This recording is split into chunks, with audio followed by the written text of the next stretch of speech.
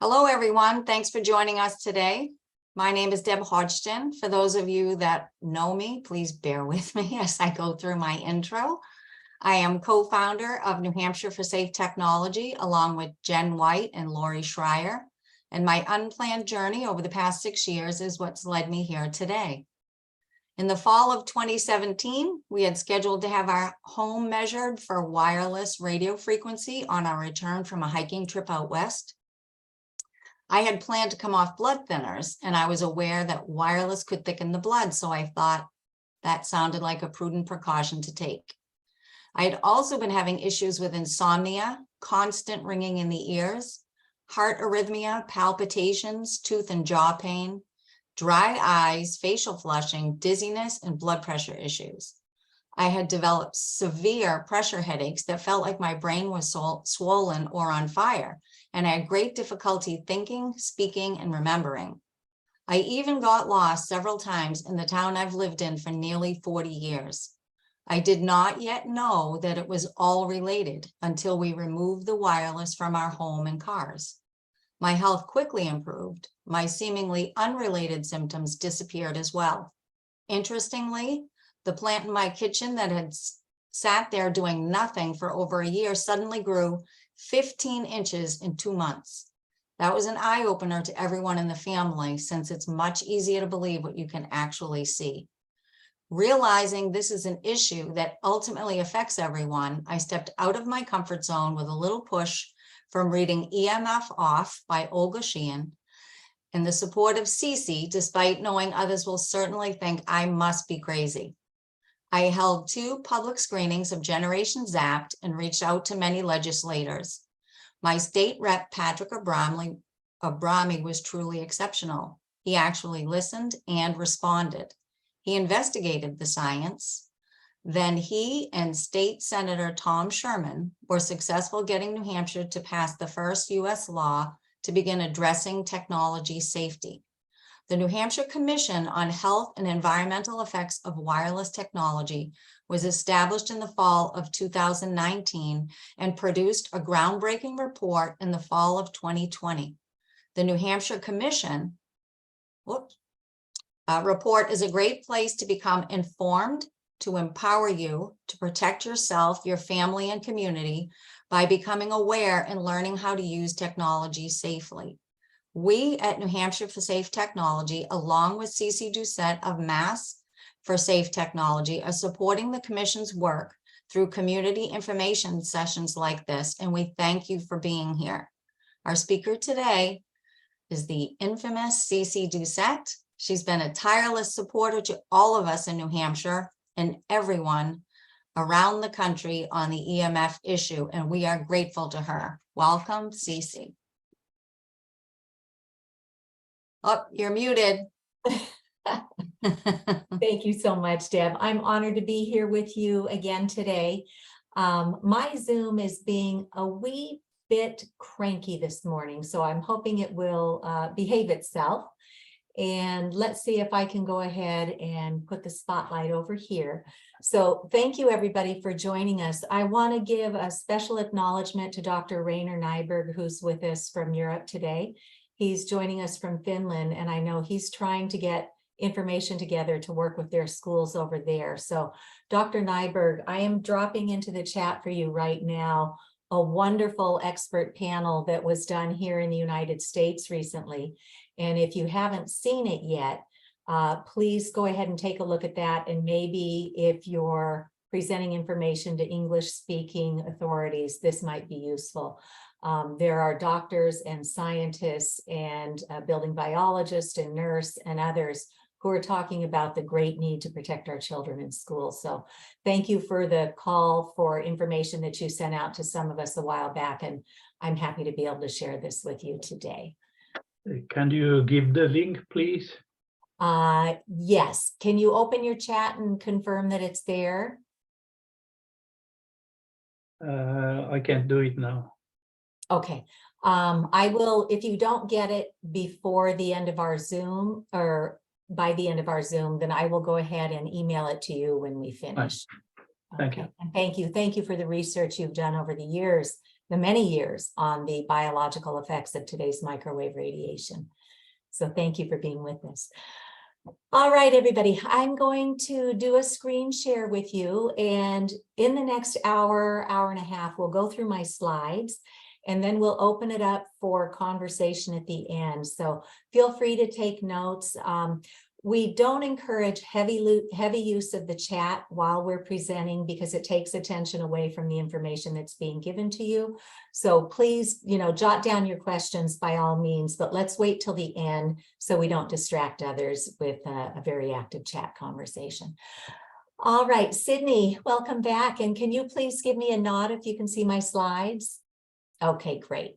So we will make our slides and this video recording available to everybody who registers for our webinars, and invite you to share them with basically everybody you know who you think would be interested in joining the technology safety conversation, if they even were given the chance to know there's a lot to be concerned about here. So thank you, everybody, for taking the time out of your busy days to be here. Like you, I never in a million years would have guessed that we would be spending time discussing technology safety. And I'll share for a couple of minutes how I got involved with this. So I was really lucky. I was able to earn my master's in technical and professional writing from Northeastern University, where I also earned a bachelor's in communication studies. So I'm grateful that I have a communication skill set and a writing background to be able to share information with others. And I used to be in a book group with an engineer who tipped me off that there could be biological effects from today's wireless technology. And I was a little taken aback when she shared this with me. But then not long after that, something else crossed my desk, inferring that there were biological effects to today's wireless tech. So being a technical writer, I just thought, well, I wonder if there's any science to this. So I started looking, and as we'll share with you in a few minutes, there is a depth of science that you just simply won't believe. Literally thousands of studies all over the world showing extensive biological damage from microwave radiation that's transmitted through all of our wireless technology.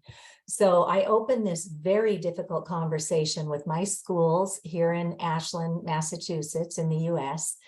And it was not easy because the ed tech industry got in there and convinced all of our schools from the state level down to the local level and the federal level that all Wi-Fi all the time is the way to go. Our kids need to have all this new technology to succeed in the world.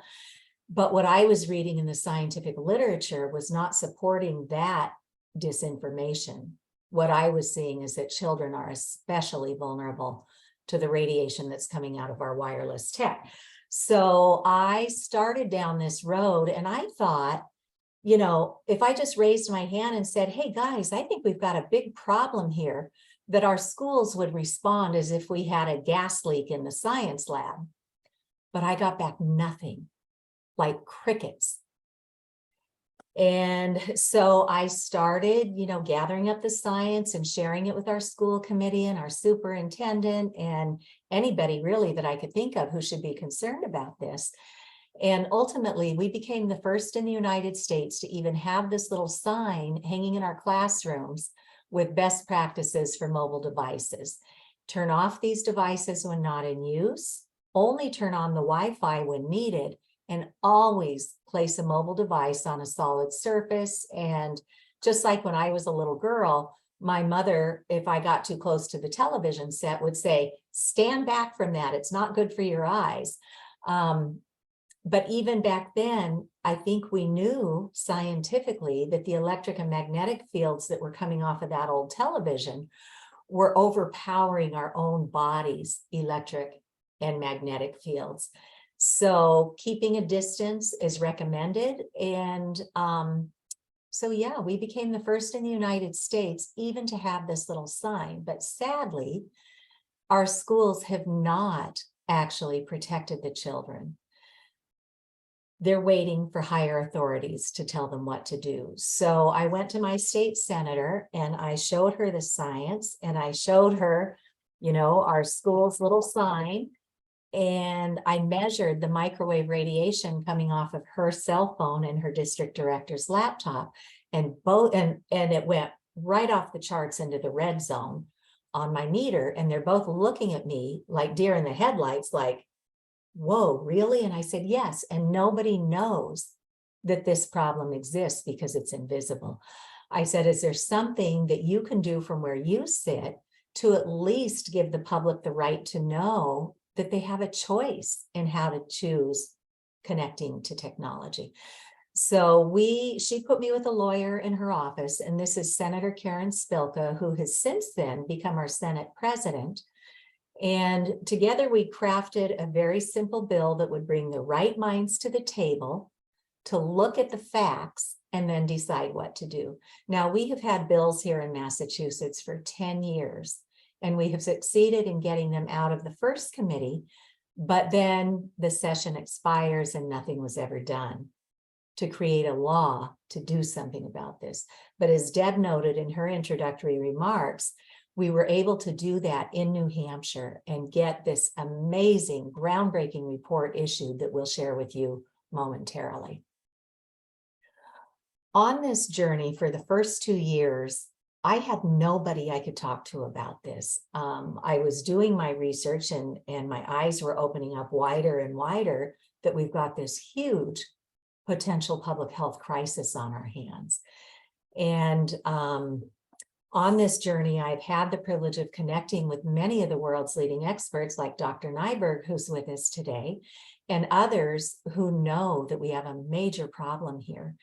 And one of the other colleagues in Finland, Dr. Mikko Ahonen, and I have established a little nonprofit called Wireless Education that teaches in about a half an hour online with off-the-shelf training how to recognize microwave sickness symptoms, and we'll teach you about that here today, what the science is telling us, what medical associations are trying to tell the public, what's happening, you know, around the courts in the law and, you know, and in the legislation. So we have off-the-shelf training that we can train an entire school district literally in about a half an hour. And it provides a certificate of completion so you can hand it into your human resource departments to certify that you have taken the training. It also has a handy tip sheet at the end that you can just hang on your wall or your refrigerator or in your cubicle at work to show these reminders of how to have amazing technology, but eliminate or reduce these biological effects.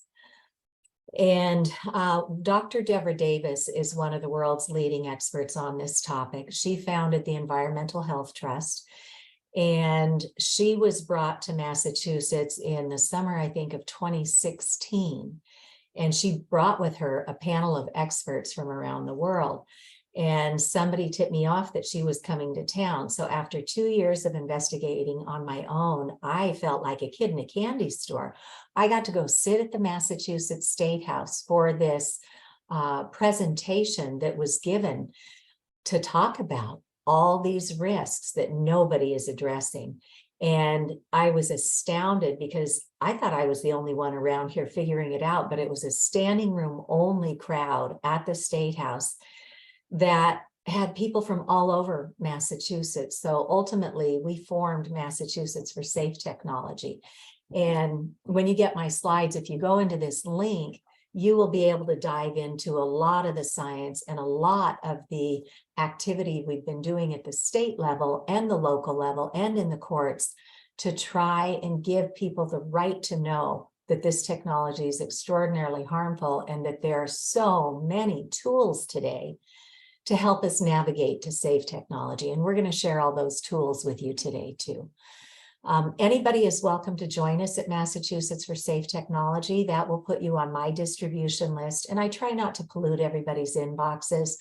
I send out things that are actionable or opportunities to come learn so that when others start getting interested, you have a credible place for them to go to join this conversation and learn the facts. I am honored to include this link here. I was contacted by somebody down at the National Institutes of Health back in 2018, and they asked if I would co-chair the technology panel for the Health in Buildings Roundtable Conference. In the audience were government agencies, there were hospitals, there were urban developers, there were architects and doctors and people who certified green buildings for health. This was the first time many of them were hearing about the biological effects of today's wireless technology.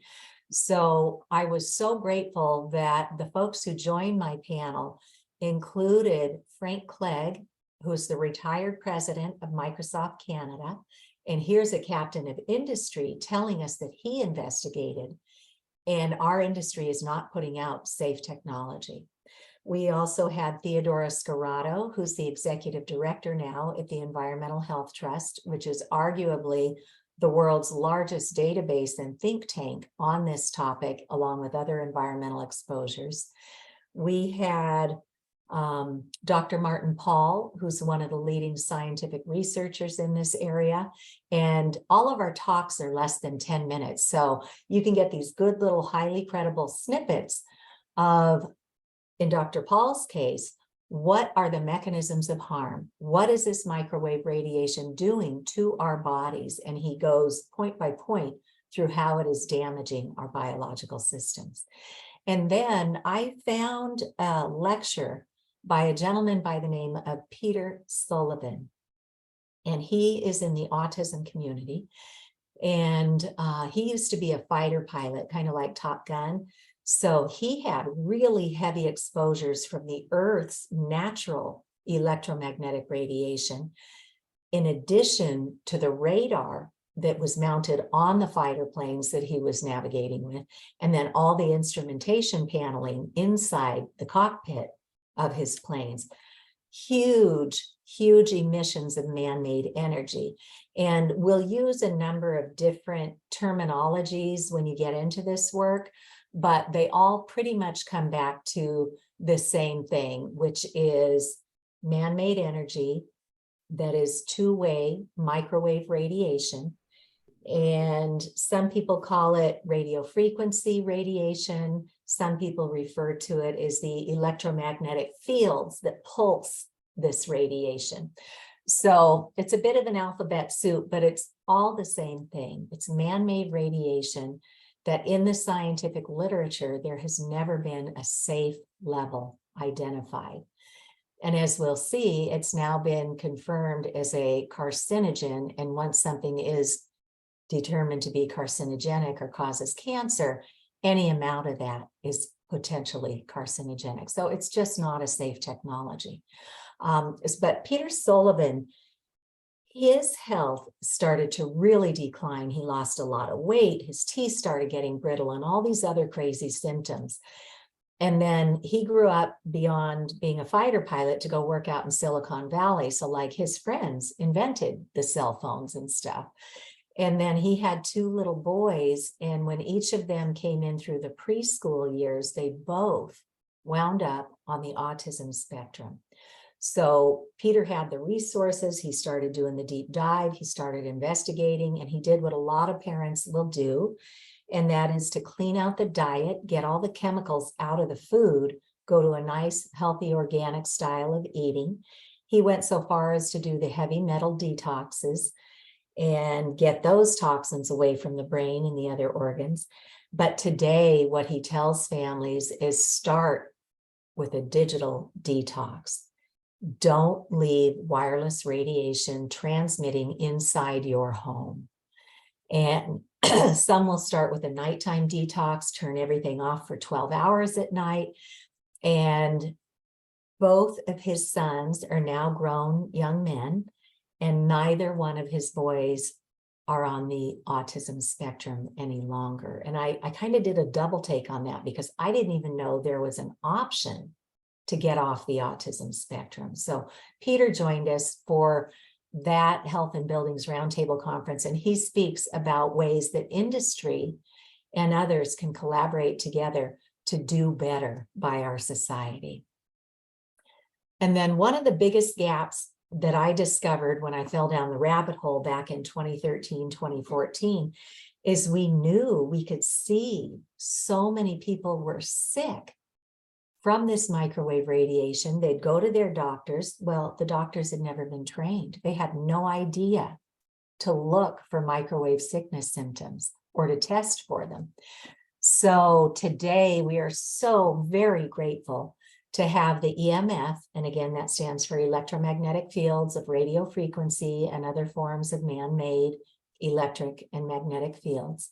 The EMF medical conference that was done in 2021, which you'll recall, was right in the middle of the pandemic. We thought we would be in Scottsdale, Arizona for this conference, but nobody could travel. So we had to Elizabeth Kelly's huge credit, she pivoted, she organized this conference, she's the executive director.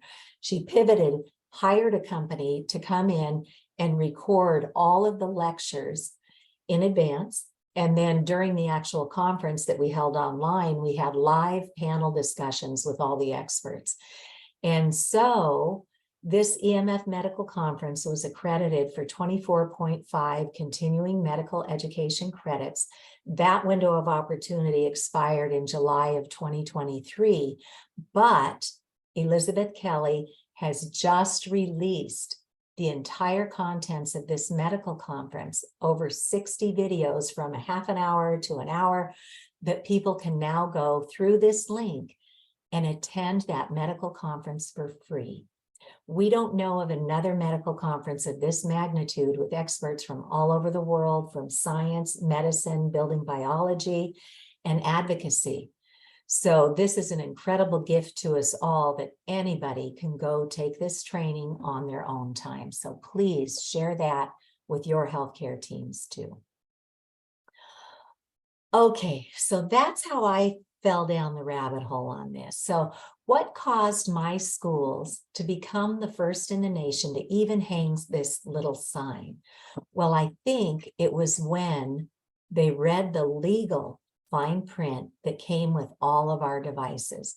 So anybody who's listening with us today, I invite you now to take out, if you have an iPhone, take out your iPhone and go into settings.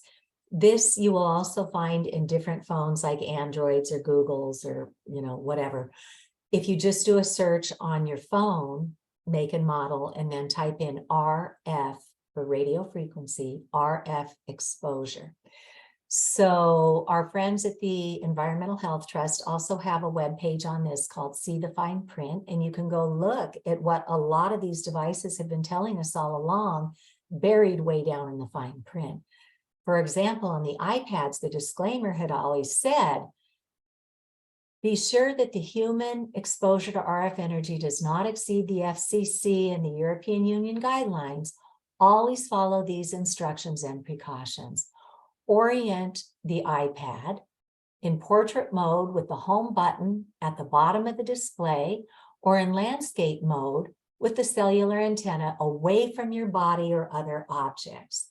And then they start talking about people who are getting seizures and blackouts and eye strains from using these tablets. And I know of too many children personally.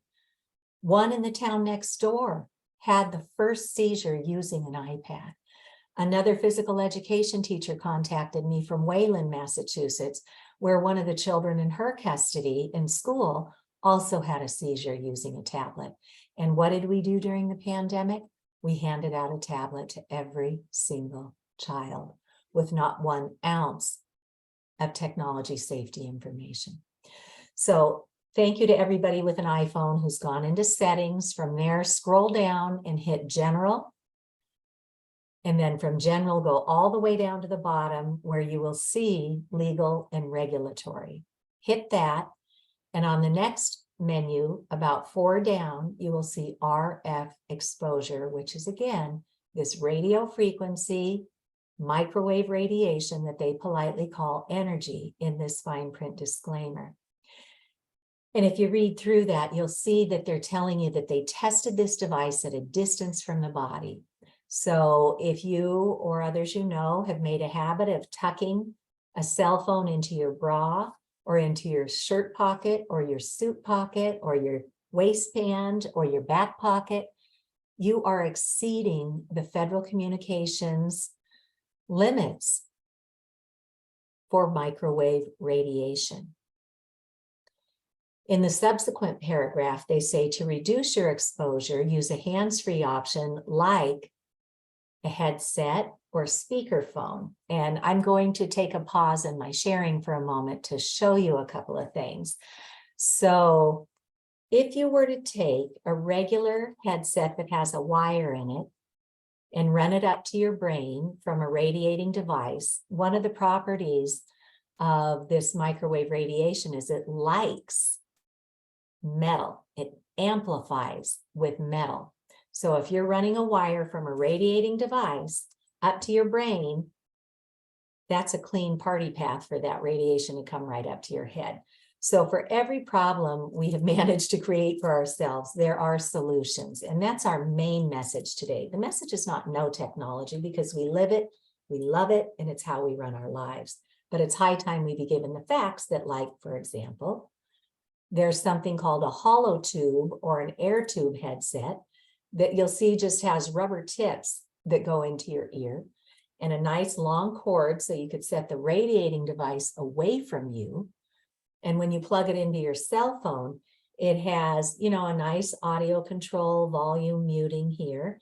And then these little ferrite beads break the radiation signal and it goes up into a hollow tube or an air tube. So there's no metal going up to your head to conduct radiation from your device or all the radiation flying around in the air. So look for a hollow tube or an air tube headset. And knowing what I know, you know, it wasn't an easy conversation to have with myself, let alone anybody else, because I didn't want to believe that all this stuff we had bought in our house was harmful. So, you know, be gentle with yourself. Take the time to learn what the science is really telling us. But once I stopped circling my tail, I learned that there are radio frequency radiation detection meters that one can purchase. This is the one that was recommended at the EMF medical conference. Doctors are purchasing it and bringing it into their medical practices and loaning it to their patients. I met a doctor here in Massachusetts who loans it to her patients for $10 to help cover the cost. It's about a $400 unit. And she says, okay, here you go. Go do your scavenger hunt at home. You've got 2 hours, and then bring the meter right back. And we will walk you through steps you can start taking to transition to safe technology. So notice how this is in the green, and that's what we're hoping for. So there's a maximum, and you know, flashing green is even better. There's a maximum reading here, and what it's measuring is within a meter or like 3 feet, how much microwave radiation is there. Right now, the maximum spiked pulse of microwave radiation in my environment is 2. In the scientific literature, they want us to be at 10 or less. So 10 microwatts per square meter or less. So I'd like to give you a live demonstration of what happens when I take my cell phone out of airplane mode, and I leave it in airplane mode as a rule. People know to catch me on my landline or to shoot me an email, because I can have safe technology with that. So I'm going to take it out of airplane mode. Wow. And now the microwave antennas are coming online. Okay. Okay. I just put it back in airplane mode and watch it dissipate out of the air. And it goes back down into this blinking green safe level from the flashing red. So when I turned that on, my device has not 1 cell antenna, but 5 or 6 cellular and data, Bluetooth, Wi-Fi, locator, hotspot. And for anybody who didn't know any better and upgraded to a 5G capable phone, that will have more antennas in it. And each one of these antennas, when they're radiating, is constantly pulsing microwave radiation to make or maintain a handshake with the nearest cell tower or router. So they're going pulse, pulse, pulse. Here I am, where are you? Here I am, where are you? So when I just put my cell phone in active mode and all those antennas turned on, we went from 2 microwatts per square meter to 2.5 million, 2.5 million times per second. It's pulsating this microwave radiation. So sometimes when you open this conversation, well, actually almost all the time when you open this conversation, the first thing that's going to happen is people are going to go, oh, conspiracy theory, tinfoil hat, because that's what they've been conditioned by industry to think. But when we look at the science, we learn that there's a gentleman whose last name was Schumann. He figured out that the earth pulses healthy electromagnetic radiation. It pulses at 7.83 times per second. We get these beautiful healing electrons that come up and help to regulate all of the systems of our own body. When we started getting fancy and getting into digital technology, when we talk about megahertz, that is 1 million times per second that microwave radiation is pulsating at us. When we adopt technology in the gigahertz range, that's 1 billion times per second that we are getting jackhammered with microwave radiation. So again, everything that we've broken, we can fix. So I'm going to go back into my screen share and show you some of the things that I've tried to do here in my own community that might inspire others to take a chance and come out of your comfort zone and maybe do something similar. So I knew that our town had a little fund that they distributed out to the community through a grant program.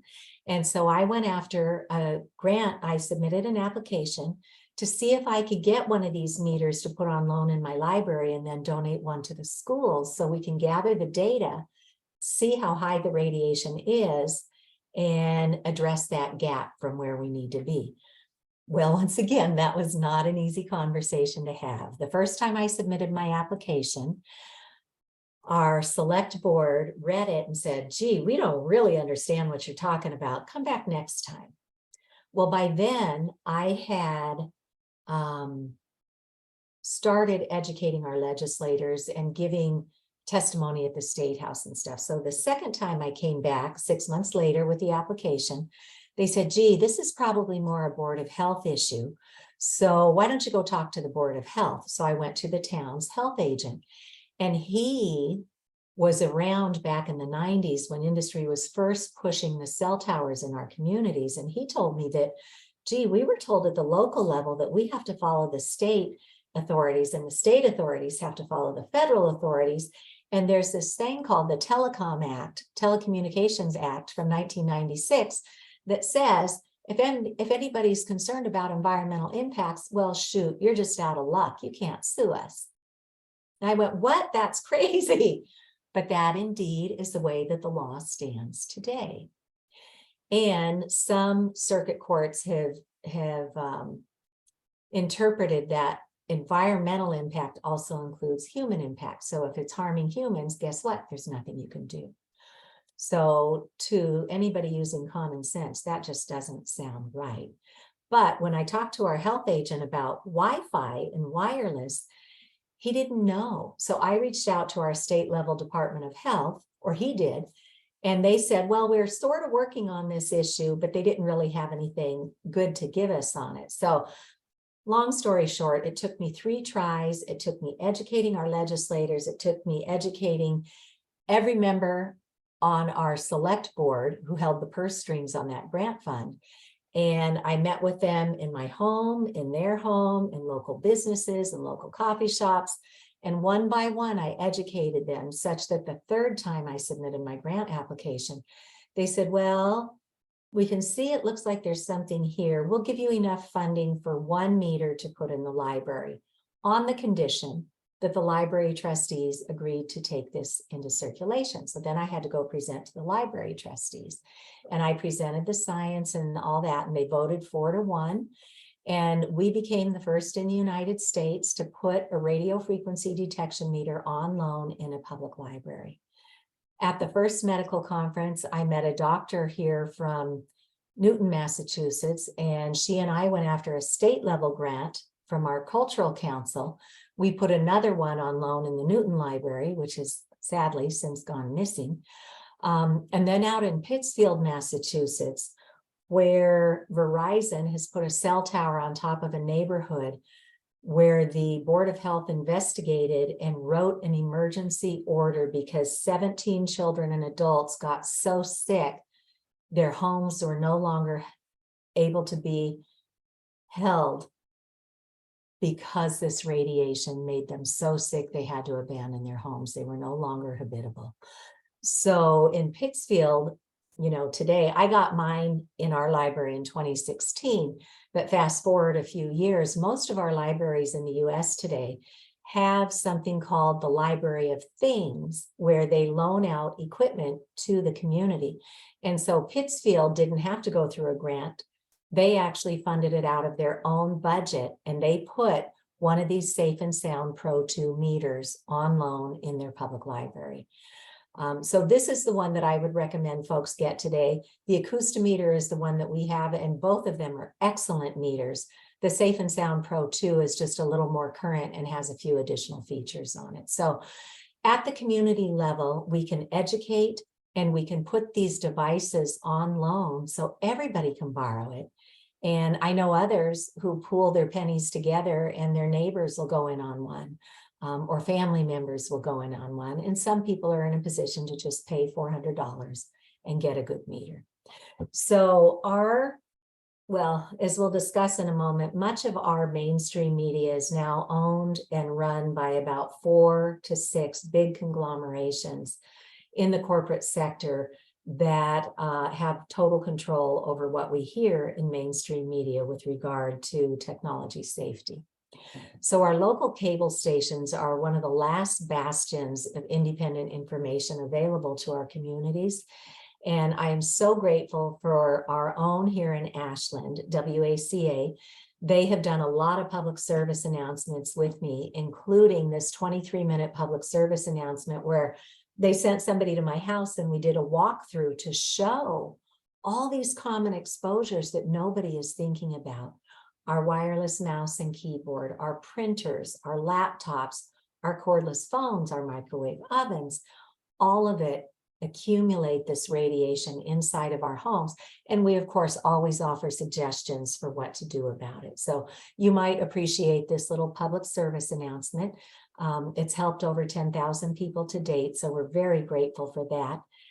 And now out at the Worcester, Massachusetts cable station, they've offered me my own little program that we called Tech Safe, and we've recorded about 18 episodes to date, little 28-minute episodes that just kind of keep information flowing and what's happening and what's new and what people are doing in their communities that we can take inspiration from. So feel free to look at those, feel free to share those, and keep learning. So don't take our word on any of this. Learn it for yourself. So let's look and see, what does the science tell us? First, we'll look at the long-term effects, and then we'll look at the short-term effects. So in the long term, the science is conclusive that this causes cancer. For many years, the industry was able to spin it that, oh, there's no mechanism of harm identified in the scientific literature, so let's keep doing what we're doing. And they knew early on that this caused cancer, but our government partnered with the industry a long time ago, back in the 90s.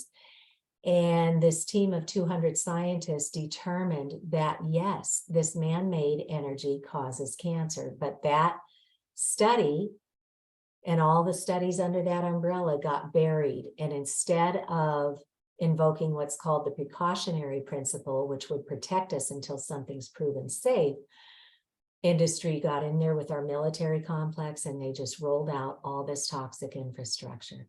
Then around 2012, our Government Accountability Office brought forth some information showing that our public radiation guidelines are not in sync with what the science is telling us.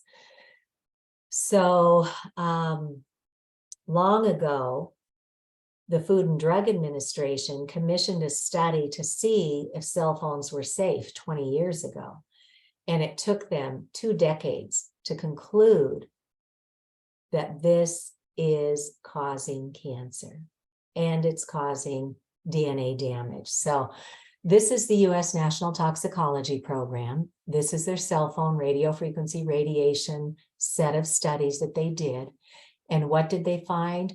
Clear evidence of cancerous tumors in the lining of the heart of the rodents that they tested this on, the biggest study that had ever been done, $30 million, and all sorts of other things for the ear and the thyroid and other areas of concern in the brain. And the industry gets a hold of these studies and they'll say, oh, that's just one study. You need more than one study to corroborate anything. Well, right on the heels of the United States study with our National Toxicology Program, which is part of the National Institutes of Environmental Health Sciences, the Ramazzini Institute in Italy completed another multi-million-dollar study, and their findings corroborated everything that we found here in the US. So we don't need more science. We can always better understand what science is telling us, but we don't need more science. We need public policy to protect us and our environment. So cancers, DNA damage, infertility. So it was actually the infertility studies that got me on my feet. They have taken male human sperm and exposed it to a laptop with the antennas radiating, and it changed the DNA, which is our proper roadmap to grow anything. It slowed the motility of the sperm, and it caused far fewer sperm to be viable in just 4 hours of exposure. And I went, you've got to be kidding me. My oldest daughter had just gone off to college with her MacBook. My youngest had just gone into high school, and we got her a laptop for Christmas, thinking we were giving her a good tool to go through high school with. And where were both my girls using these technology components, but right on top of their reproductive organs. And when you look at this link on infertility, you will find women's studies as well, higher miscarriage rates for women who are using wireless technology, and it just goes on and on.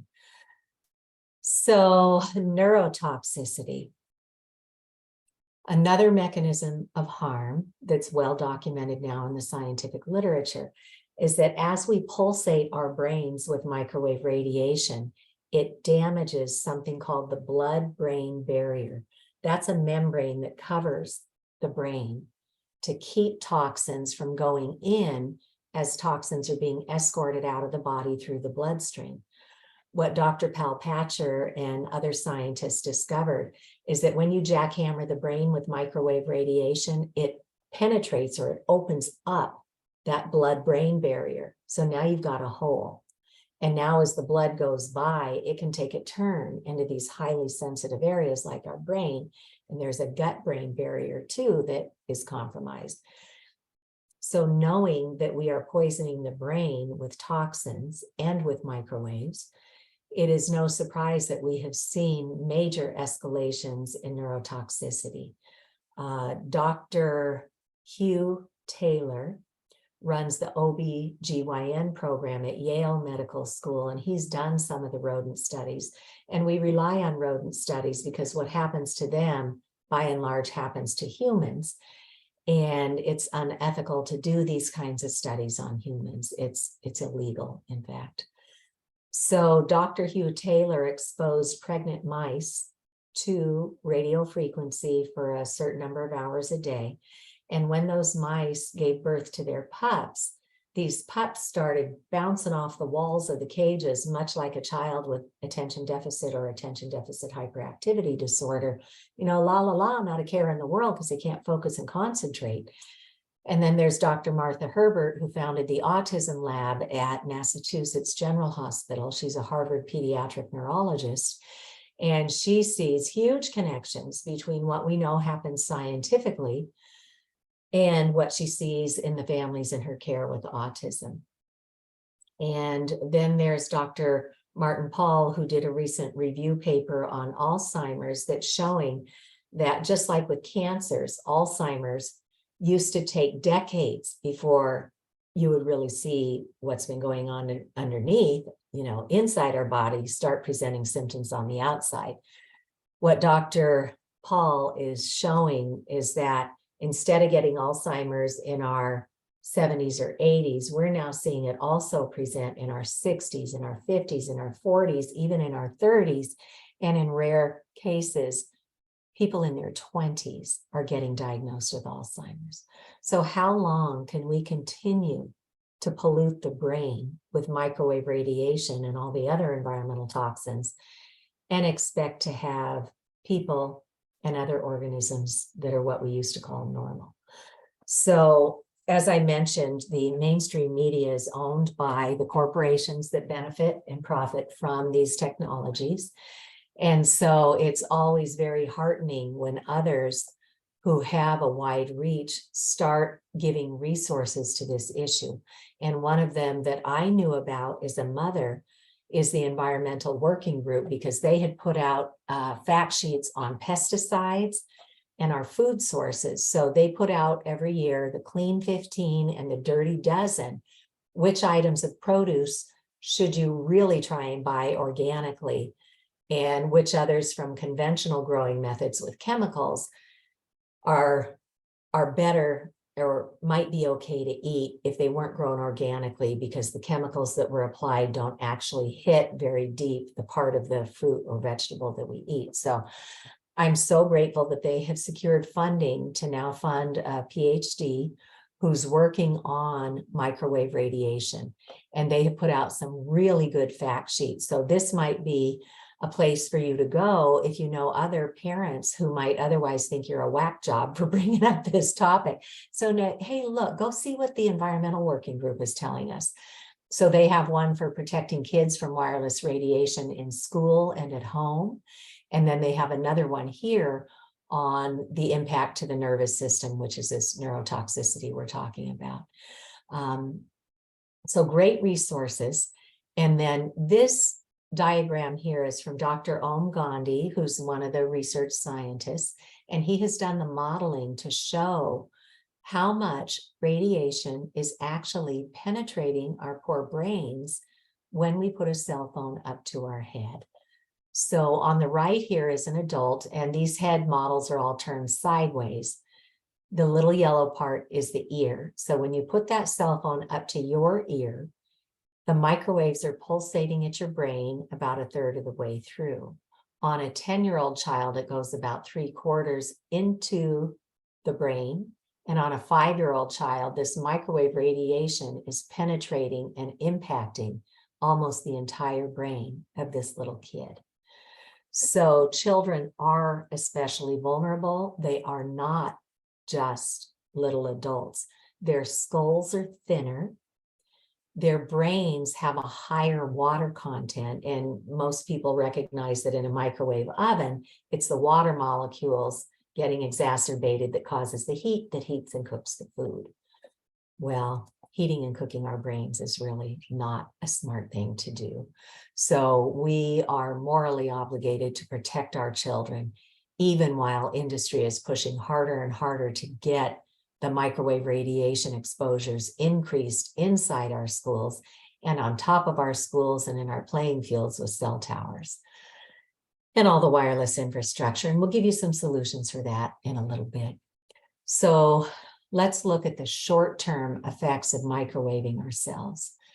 It is important to acknowledge and to know that the Americans with Disabilities Act has long since recognized electromagnetic sensitivities. And through this link, you will see accommodation recommendations that they make. So if people work or go to school, you should be able to ask for certain accommodations to get a white zone where you won't be radiated and you will have protections. So that's a big eye opener that the ADA has known about this for a long time. So the good news is that after one of these education sessions, when people really start tuning into this, they'll come back to me and go, hey, Cece, I didn't want to know about this. I didn't want to hear about it. But dang it, when you started mentioning what people are feeling and going through these days, I recognize some of these symptoms. So I took a chance and I shut everything off at night and created that sleep sanctuary. Well, time and again, people come back and say, wow, I slept through the night again. I haven't done that in years, right? Well, one of the mechanisms of harm, in addition to some of the ones that we've talked about, is that we have our circadian rhythm, a 24-hour clock internally that resets each one of our organs at different hours of the night or day. And in the wee hours of darkness, the pineal gland in the brain releases melatonin. It waits for that cue that it's dark out and you're asleep, and then it releases the melatonin. Melatonin does a couple of really wonderful things. One, it helps to regulate our sleep. And two, it helps to escort the toxins out of the body from everyday cell repair and regeneration. It picks up the debris, takes it through the bloodstream, and eliminates it out of your body. What the science has shown us is that the brain cannot distinguish between natural daylight and this man-made light energy form that's this microwave radio frequency, that if we don't know better, we've gotten into the habit of leaving this pulsating from our routers, from our cell phones, from our tablets, from our wearables, from our baby monitors, from our gaming devices, from the Roku and the Chromecast and the home security system, all of it pulsating when our body is looking to rest and repair. So that melatonin is a big thing. And headaches, stabbing, searing headaches, nosebleeds, ear bleeds, chronic fatigue, pain from unidentified sources. So let me talk about those and the mechanism of harm that is being shown now in the scientific literature. Normally, our red blood cells would be free floating and taking oxygen up to all of our organs and systems, right? That's what's supposed to happen. When we expose ourselves to electromagnetic fields of this radiation, our blood cells start to glom together and magnetize and start sticking together and forming this chain of blood cells that then can't free float and get to where they need to go oxygenate all of our bodily systems. So that is called the rouleau effect. And in my little brain, I used to love, before I kind of gave up most of the sugar, I used to love eating those caramel chocolates called Rolos. So the rouleau effect is how I remember it from the Rolos, because they're a stacked up stack of stuff, just like the blood cells start stacking up and then they can't free float and get to where they need to go. So we know lots of mechanisms of harm today. This is another one for skin abnormalities. We have little antennas in the surface of our skin that help us to navigate through our world. When we bombard our skin with microwave radiation, a lot of people start recognizing skin rashes or heating or burning. I was just speaking yesterday to my colleague Mikko Ahonen in Finland, and he knows of a friend there who had her cell phone in her pocket with a pen, in a metal pen in her pocket too. Well, she was in an area where there was not really good reception, but she left all the antennas on in that phone. When we have poor reception or less than the 4 or 5 bars on our phones have to work extra hard to make and maintain those connections. So here's this cell phone in her pocket going crazy with radiation, heating up the pen, and she wound up with a burn on her thigh from all the heat that happened, let alone the damage that is likely happening to the other cells underneath her skin. So skin rashes, flushing, heating, burning, tingling, because it's damaging the nerves in the skin too. And then irregular heartbeats that go too fast or too slow, because again, the heart is a major electrical organ, just like our brain and our lungs, that gets dysregulated when we overpower our own electrical signaling that whispers to each other all day long with this man-made huge quantity of microwave radiation. cognitive impairment where we just can't think straight anymore. We're losing our ability to concentrate. Our memory is getting shot. And then this one was so hard to hear about at the medical conference, anger and behavior issues.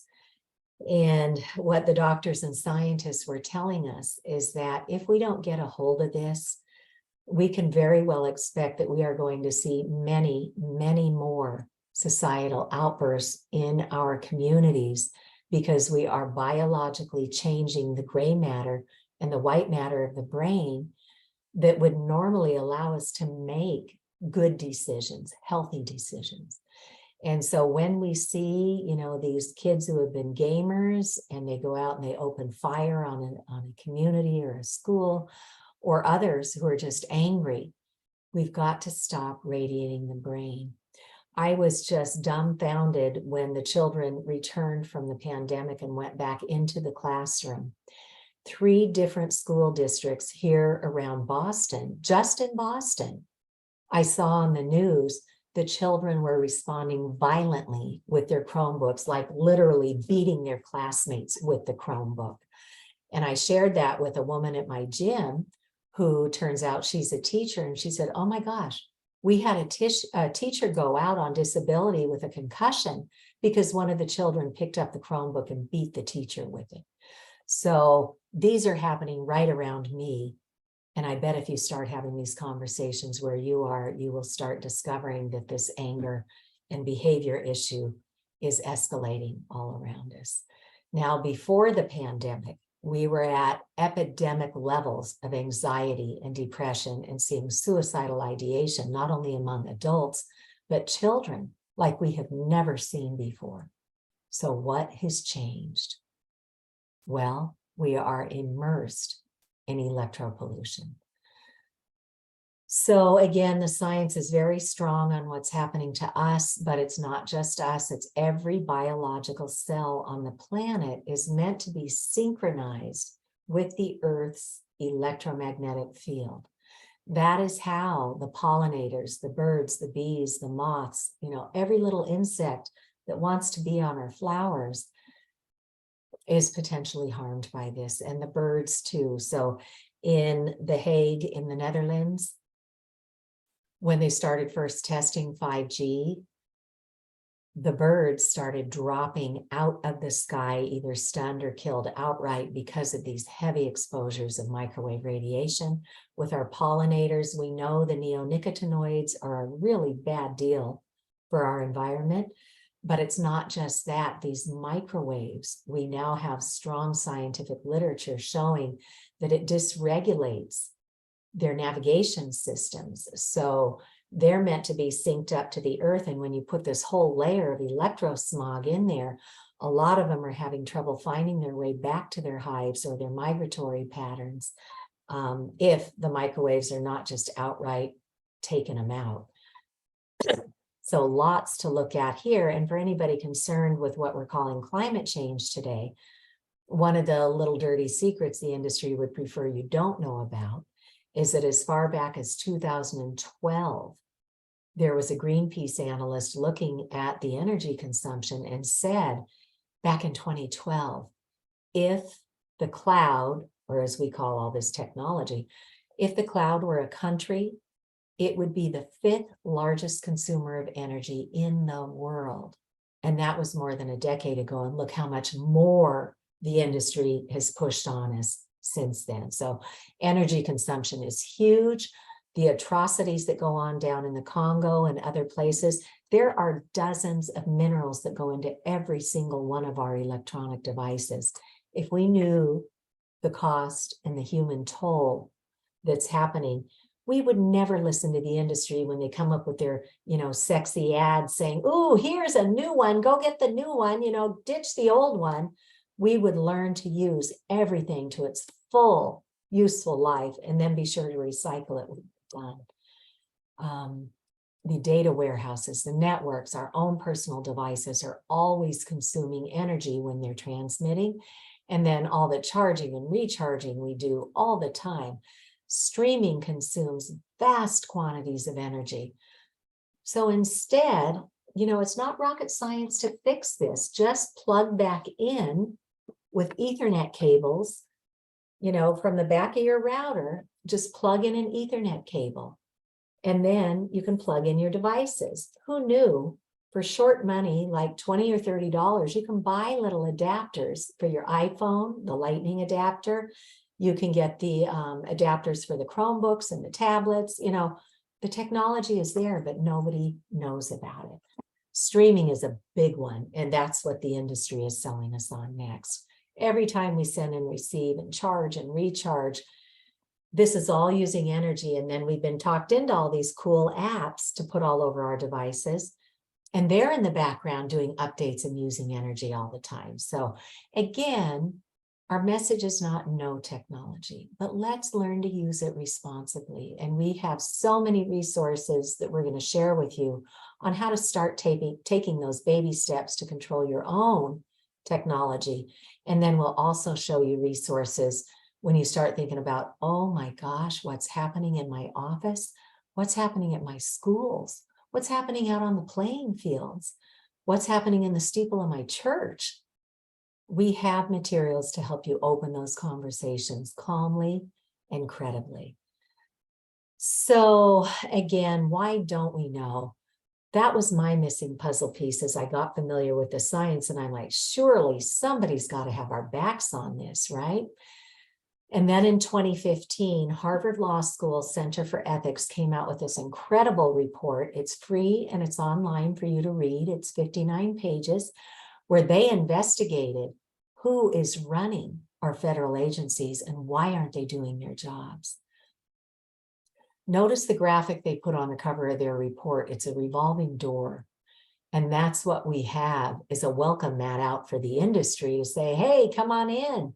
So the industry is running our federal agencies. And when I mentioned that our own government commissioned a $30 million study from the Food and Drug Administration that determined clear evidence of cancerous tumors and DNA damage. Clear evidence is the term they use at the highest of 5 levels they could assign. Clear evidence of cancer. That should have triggered public policy. But instead, that was 20 years ago they started that study, and the gentleman who's in charge of that today, the radiation area at the Food and Drug Administration, is Dr. Jeffrey Shuren. Scientists from all over the world, medical experts and others, did an unprecedented 3-day peer review on that national toxicology cell phone study. They determined clear evidence of harm. What did Dr. Shuren do? He went over to his friends at the FCC and said, we don't really believe that, nothing to look at here. One might ask, please, what would ever possess Dr. Shuren to turn his back on the science?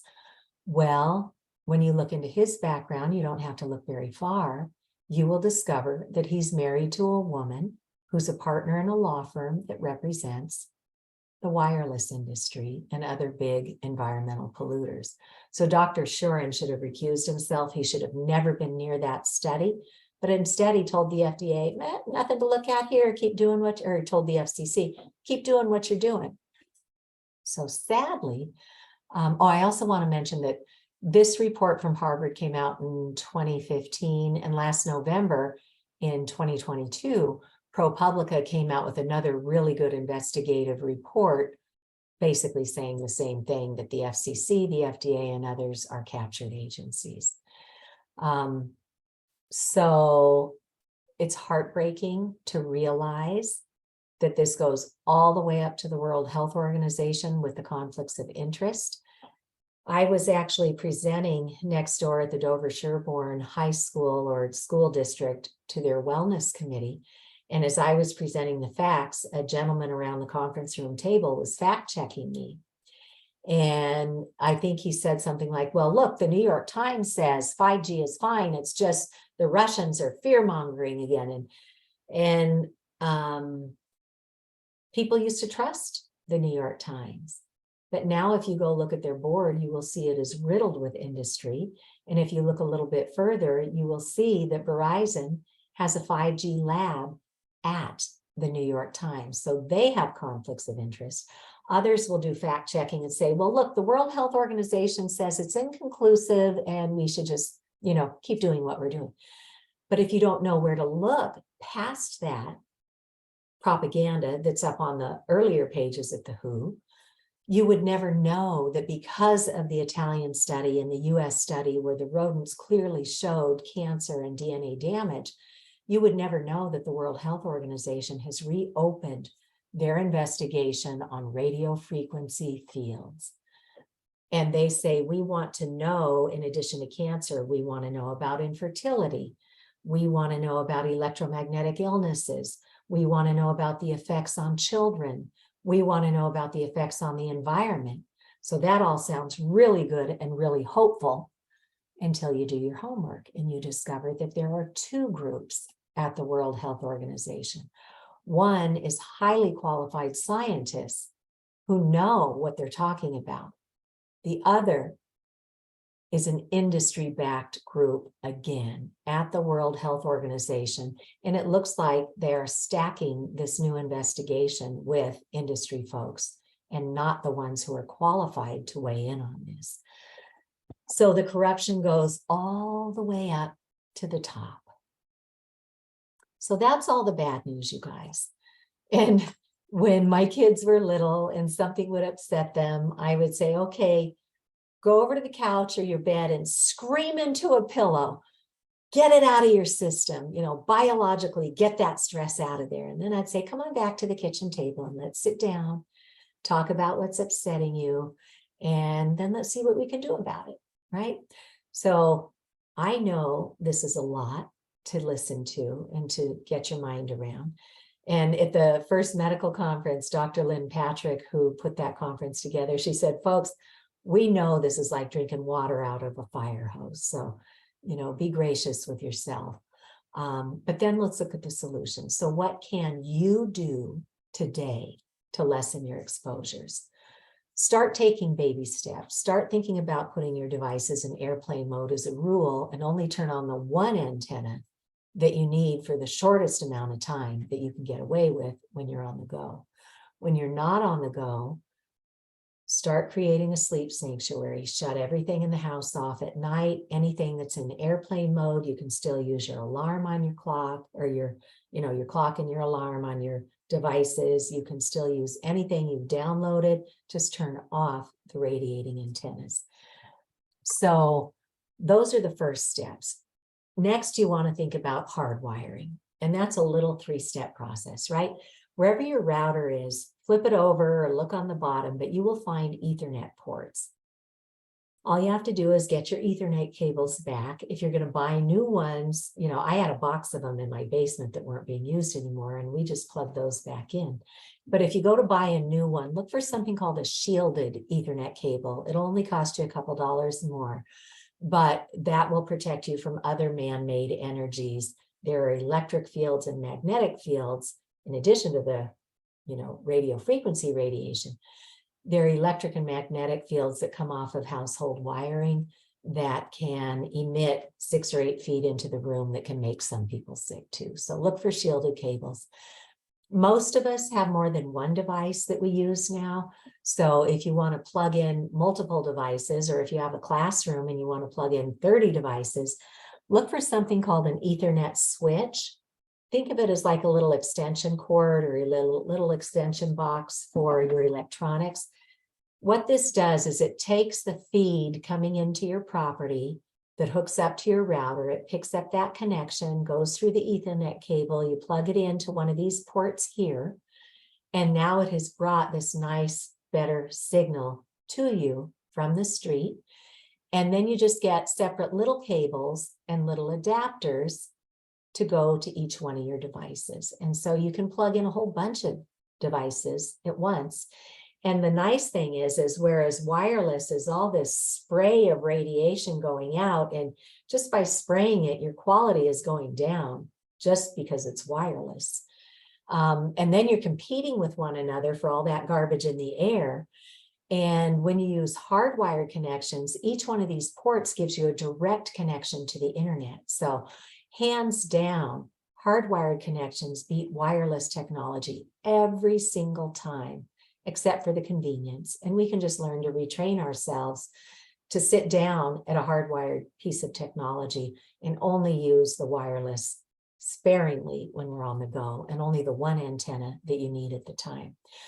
So the first step is to plug everything in, and you can forward your cell phone calls to your landline. I know a lot of people say, wow, we gave up our landline a long time ago, but that really is the safe technology. And I called up my internet service provider through which we get our landline. And I said, so how much is it actually to have the internet, the phone, and the cable compared to just having cable and internet? And they said, oh, it's only like $19 or $20 to have that landline back. So it may not break the bank for most people, but it is certainly a way to make your home safe.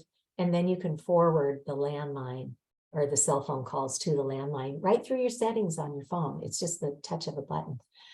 And the same thing for the laptops, you know, these little lightning adapters for the phones, the Thunderbolt adapters, or the other little adapters for the Chromebooks. Again, $12, $15, $20, $30.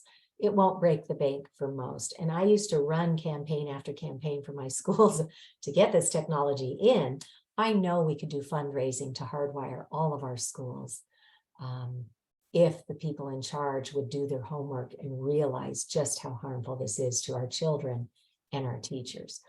So first step is to get your wires and plug them in. Second step is to turn off the antennas. And I really, really encourage everybody to get a hold of a meter. Like I said, this one was $400. It's really good.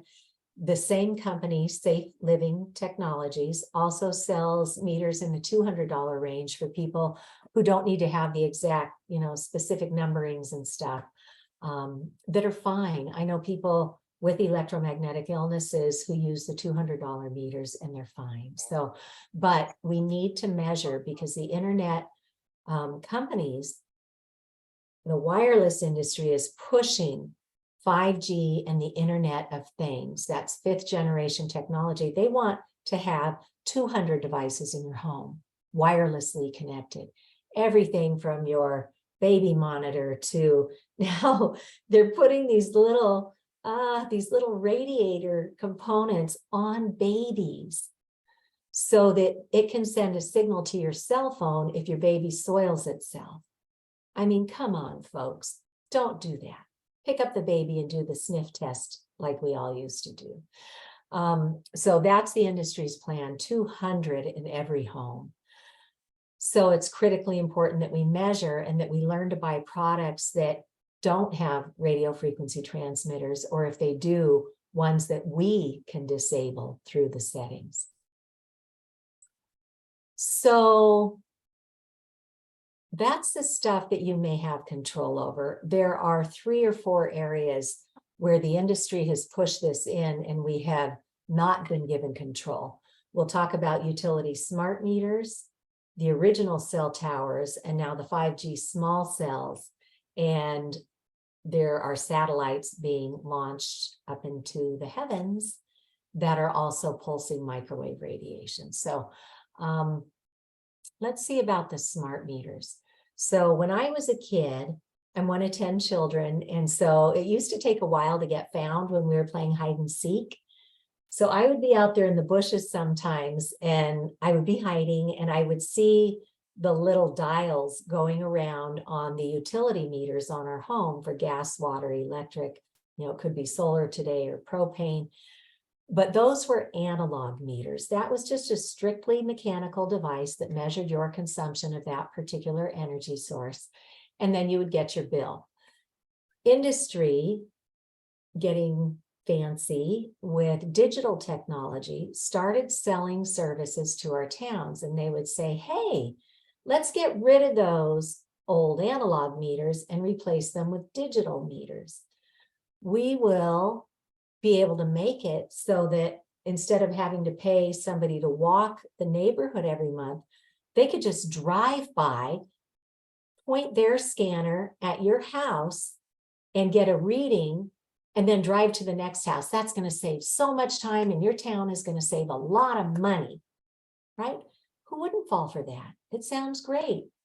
If these devices were not continuously pulsing microwave radiation.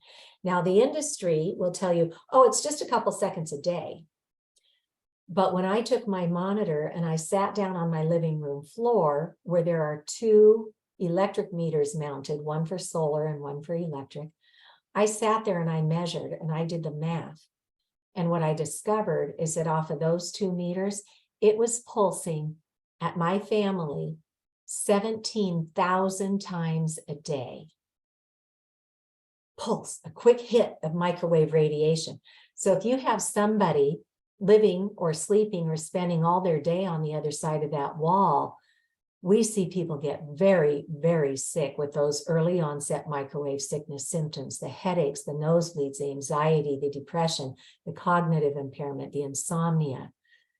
And like we mentioned, wireless radiation likes metal. It's a transmitter. So these signals can hop onto a house that's not properly grounded, and it can cause the whole house to turn into a giant radio frequency radiation transmitter. And then there are so many stories, if you go to look, about the number of fires and explosions, because let's say there's a power outage and then there's a surge, and these smart meters can't handle it because they're not grounded, and then you get a burst and an explosion. And what we've discovered, thank you to Susan Foster, who's been investigating and working with firefighters for years, is you can't just call the fire department and have them come hose this down. The power to the area has to be completely turned off before they can start putting out the fire. So now the fire can catch hold to the whole house. It can start firing up the neighbor houses too. So this could take up to an hour to get the electricity turned off. And meanwhile, everything's going to ash and cinder. So these utility smart meters are just a raw deal for our communities on so many levels. And because your area, well, first your data is being pulsated out through the air, and anybody with a cheap app on their phone could be monitoring what's going on at your home. They're going to see your usage patterns. They're going to see when you leave your house every day and when you return every night. They can back up their truck and steal your toys, right? So there are huge issues around this with privacy and data harvesting. These people are taking your data, and oftentimes they will aggregate it and gather it up, and then they will sell it to third-party vendors who are interested in knowing, hey, what do they have for appliances? Maybe we can sell them this product and that. So there are so many issues wrong with this. And like we said, at the medical conference, they were telling us that when these smart meters go in, that is one of the leading causes of sudden onset microwave sicknesses. And this is a huge environmental justice issue. And for folks who are new to that term, that means that corporations come into largely minority, socially, economically deprived communities, and they roll out their toxic products, and then they say, hey, look, it was successful here. Meanwhile, these families are working 2 or 3 jobs. They don't have time to tune into what's going on around them. But like here in Worcester, Massachusetts, National Grid came in and they rolled out this smart grid program. So the drive-by meters to get the readings that I mentioned, that's not a smart grid. That's kind of an intermediary system. With the smart grid, they eliminate the drive-by and they take all your data and they pass it from house to house to house to an aggregator home somewhere that collects up all the data and then sends it off to the company. So that's very harmful and dangerous. And then you think about people, aside from anybody who's lucky enough to own their own property, where you might just have one meter on, but now they might want to put one on for gas, and now one for electric, and now one for solar, and now one for water. They want to replace all these meters, so you could wind up with many on your single home. But think about people who live in an apartment or a condo building. They will put a bank of these meters that are pulsing huge quantities of microwave radiation, and people wonder why they're getting so sick. Jeremy Johnson is a Silicon Valley engineer. He and his medical doctor wife both fell victim to a bank of smart meters that went in on their condo because they got really sick within weeks and didn't know what happened. Nothing in her medical school training could help them understand this. And Jeremy ultimately figured out it was that bank of smart meters. So he did a TEDx talk. So if you have engineers and physicists and technologists in your life, Jeremy's website is a good place to send them because of his TED Talk, but more importantly, because he is a Silicon Valley engineer and he understands the underpinnings of this technology. So, and he does consultations. You can book some time with him if you want to talk about specifics. Dr. Alexia McKnight is a veterinarian radiologist, and so she works with radiation for her living. She didn't know about man-made microwave radiation, and when a smart meter went on her home, she got so sick to the point that she was out driving and she could not recall whether a green light meant stop or go. And here she is at the intersection, not knowing what to do, and she took a chance and went, and thankfully did not get hit. But that's how quickly it damaged this doctor's brain. So she has done a TED Talk too. So those are smart meters. Our town should not be allowed to put those in. And as you'll see in a moment, we've got bills to try and stop those, or to at least give people the right to opt out of this toxic technology. Cell towers. We started with these big macro antennas, 300 feet up in the air, far away from where we live, like over in industrial parks. And then they started encroaching closer and closer to where we are. And they interpreted the law to say, hey, if we can make it look aesthetically pleasing, like those silly fake trees they put up that biodegrade and put plastic pollution into our environment, or they started painting them the same color as the building and slapping them on the side of the buildings, in the law, if it's aesthetically pleasing, they can do that. So they've encroached closer and closer to where we are. So it's critically important not to listen to the industry disinformation, but to teach our towns to look at the non-industry funded science that says at a bare minimum, you should never have this equipment within 500 meters, which is 1,640 feet from where the public is. So they don't belong in residential areas. They don't belong in our schools or in our churches or in our medical facilities. There's a death and neurotoxicity curve that starts to go down at 500 meters. It doesn't actually catch up to the general population death and neurotoxicity statistics till double that. So 500 meters is the minimum.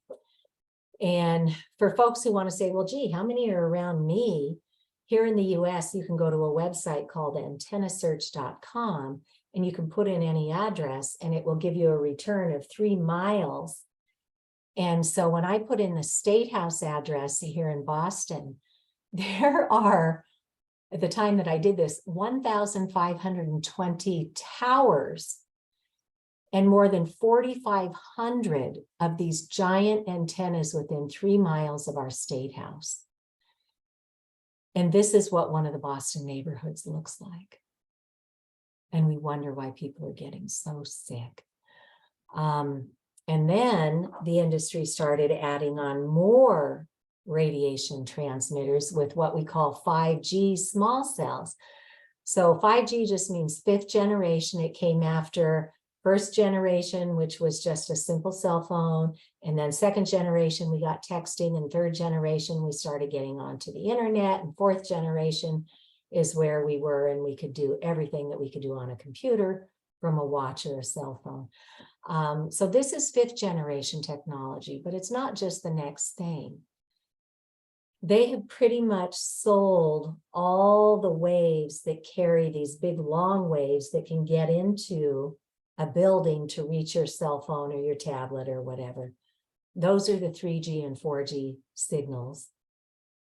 And all that's left to monetize are these tiny little waves that the industry is spinning will allow us to have faster downloads, smart cities, super highways, and all this more, faster, bigger, better.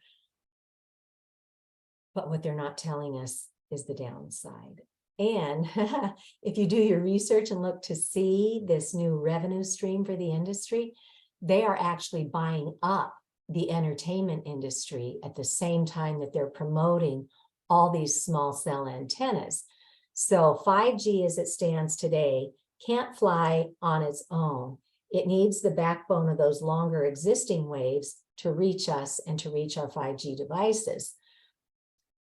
So these little tiny millimeter waves can't go through objects like the longer wavelengths can. So if you want 5G to fly, that means you have to have 5G antennas really close together. So it's the addition of this extra layer of electrosmog, and their goal, and they're already doing it, is to put millions of these in every 2 to 12 houses at the curb, close to where our devices are. So that means close to your home. So these little dinky waves have a chance of hitting your transmitting devices. Every 2 to 12 houses at the curb, literally feet from our bedroom windows, that we don't have control over turning off like we do with our personal devices. And it's so bad for the environment on so many levels, but we keep getting reports of industry coming in, literally sometimes under the cloak of darkness at night and decimating the trees because these little millimeter waves for 5G get disrupted by anything in the path. Your signal quality is going to degrade with rain, with snow, and with trees and anything else in their way. Congressman, Senator Richard Blumenthal out of Connecticut was at a federal commerce hearing, and he said to the industry as they were bringing 5G in, he said, so share with us, how much money have you invested in independent science, not industry funded science, but independent science to show this is safe? And after the industry went around and around with their disinformation, they were finally made to say, well, gosh, they hung their heads and said, we don't actually know of any independent science that has been funded by us. So Senator Blumenthal said, so as far as health and safety is concerned, we're flying blind here. And that's the reality of it. And even Computer World and other industry magazines are saying 5G is a bad joke.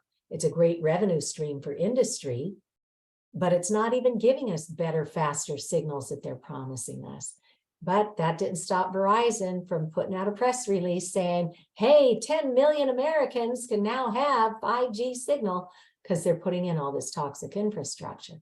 So this is what is layered on to the earlier map I showed. These are all these small cells that have gone in the Boston neighborhoods. Now, this is a tricky conversation to have unto itself, but we need to understand biologically what we're doing to ourselves and our communities. So our biological cells only have so much energy. And every day that energy is well calibrated to get us through our everyday stuff. And then at night to do cell repair and regeneration and to keep us as a healthy being. When we introduce electropollution and other environmental toxins, our bodies have to take that energy and try and stay ahead of it. And it's really hard to do. And many people get to a tipping point with oxidative stress and so on, and we can't keep up with that repair. And then when you put all this radiation in our homes or mounted on our homes with smart meters or right outside our homes with cell towers, we can't do it. And then what happens when a virus hits? You're already down a quart. And now you've got this virus on top of it. So what happened in the areas where we had heavy electromagnetic radiation exposures? Well, Dr. Beverly Rubik and Dr. Rob Brown wanted to gather up the data on that. And so they did a study. And what they found is that where there was heavy electropollution, they had higher death rates of COVID and higher case rates of COVID. And it makes sense. If our bodies don't have a safe space to heal, we don't have enough to fight with. So this paper of theirs, normally it would have 2 or 3 people involved in the peer review. I think they had to do like 15 or 16 experts review their paper before the publishing organization would allow them to publish that paper. So this is heavily peer reviewed. But what happens is there was so much turbulence around COVID that as soon as you use COVID-19 and wireless radiation in the same breath, people are going to do that tinfoil hat conspiracy theory thing. But just know there is highly regarded science on this. We need to start getting rid of and reducing the exposures. So Dr. Magda Havas was the co-chair of the EMF Medical Conference. She is also a professor emeritus, which means she retired with honors from Trent University up in Canada after teaching electromagnetism for decades up in Canada. She has a global EMF monitoring project because she realizes most of our governments have dropped the ball on this and nobody is looking at the cumulative exposures. So she is asking you and I, as citizen scientists, those who can get a hold of one of these Safe and Sound Pro 2 meters, to help her gather data inside our own communities and maybe where we travel, and enter that data into her database where she can show, she calls it her brag project. Can you brag about your community? Is it in the black? Is it in the red? Is it in the amber? Or is it in the green? So people are taking her up on this invitation, and we're putting the data into her database, and her team is mapping this out. So you can zoom out on this and see at a point in time what the radiation exposure limits were. Now, there was a group of scientists who gathered in Salzburg many years ago and said, you know, we recognize this radiation is very harmful, but if you're on the go outside and you're not spending time directly under a big transmitting device, even if we could get down to 1,000 microwatts per square meter outside, you know, we want to be at like 10 indoors or less, but even outside, if you had a clean home environment to clean yourself up in at night, even if we were at 1,000 outdoors, we might still do okay. So what do some of our outdoor exposures look like? One of our friends at New Hampshire for Safe Technology measured at the fire department in her town, and it was in the green area. They didn't have cell towers on their fire station. In Keene, New Hampshire, this was taken before they put 5G in. We've gotten word recently that they're turning on 5G. So we may need to do measurements there because it's probably in the red now, just like Nashua and their capital of Concord. And then Stratham, New Hampshire, where they bounced around the idea of where to put a cell tower. They wound up putting it right on their main strip. That's in the blackout zone. And look at the North End in Boston. This is a highly trafficked tourist area. We have these beautiful Italian restaurants and bakeries, but we also have people living right above them. And these are cell towers. These pretty wrought iron looking street lamps are actually cell towers right there at the curb, pulsating the public at a very toxic level. So that's all the bad news. I'm going to skim through the next slides pretty quickly, and I'll leave it to you to look at the solutions that are there. And then we'll leave a few minutes at the end for question and answer. But we take heart from Dr. Martin Luther King Jr. And in the work that he did and the fights that he fought, he came to realize that when we have meaningful change in our society, it comes through 3 channels. One, this is what we're hoping to inspire today, the public engages. What we don't know, we don't know. So take this opportunity to learn the facts. And then we start using our voices. We protect our own, and then we protect our own communities, and then we try to protect our own states and country. And there are many people leading the charge on each one of these areas. Then it goes through the courts, and the courts ultimately hold the guilty accountable, and there are incredible inroads happening in the courts. And then ultimately public policy starts catching up to, in this case, the science. So let me share with you a lot of inspiration from people like you and I. We didn't know, and then we learned. And then we started thinking, over my dead body, are we going to let this happen to our kids? And then we get our little nervous, shaky knees together and we do something about it. So I mentioned that the Environmental Health Trust, well, I mentioned that the National Toxicology Program determined this causes cancer and a host of other problems. When Dr. Shuren went to the FCC and said, we don't believe it, nothing to look at here, the FCC had been tasked by our government. They opened up a record, and for 6 years, science was poured into that record. Medical testimonies, family testimonies was all in there to the tune of 11,000 pages of evidence of harm in the public record. The FCC was supposed to look at that public record and bring public radiation exposure limits in line with the science, and they failed to do that. Instead, they wrote up a formal document and they filed it in something called the Federal Register. Once it hit the Federal Register that they didn't see any reason to change what they're radiating at, then the lawsuits could begin. The Environmental Health Trust, Children's Health Defense, and others around the country started suing the FCC for negligence, for not doing their job. And when the courts were presented with literally 27 big fat volumes of evidence of harm in the public record, they said to the FCC, well, we're looking at evidence of harm here. How did you determine that you want to stick with these outdated 1996 public radiation exposure limits? And the FCC just went, oh, the FDA said it was okay. So of course the courts asked, well, please go get the homework from the FDA and show us where they determined these levels are safe to expose the public to. And of course, not one of our federal agencies has ever done the homework on this.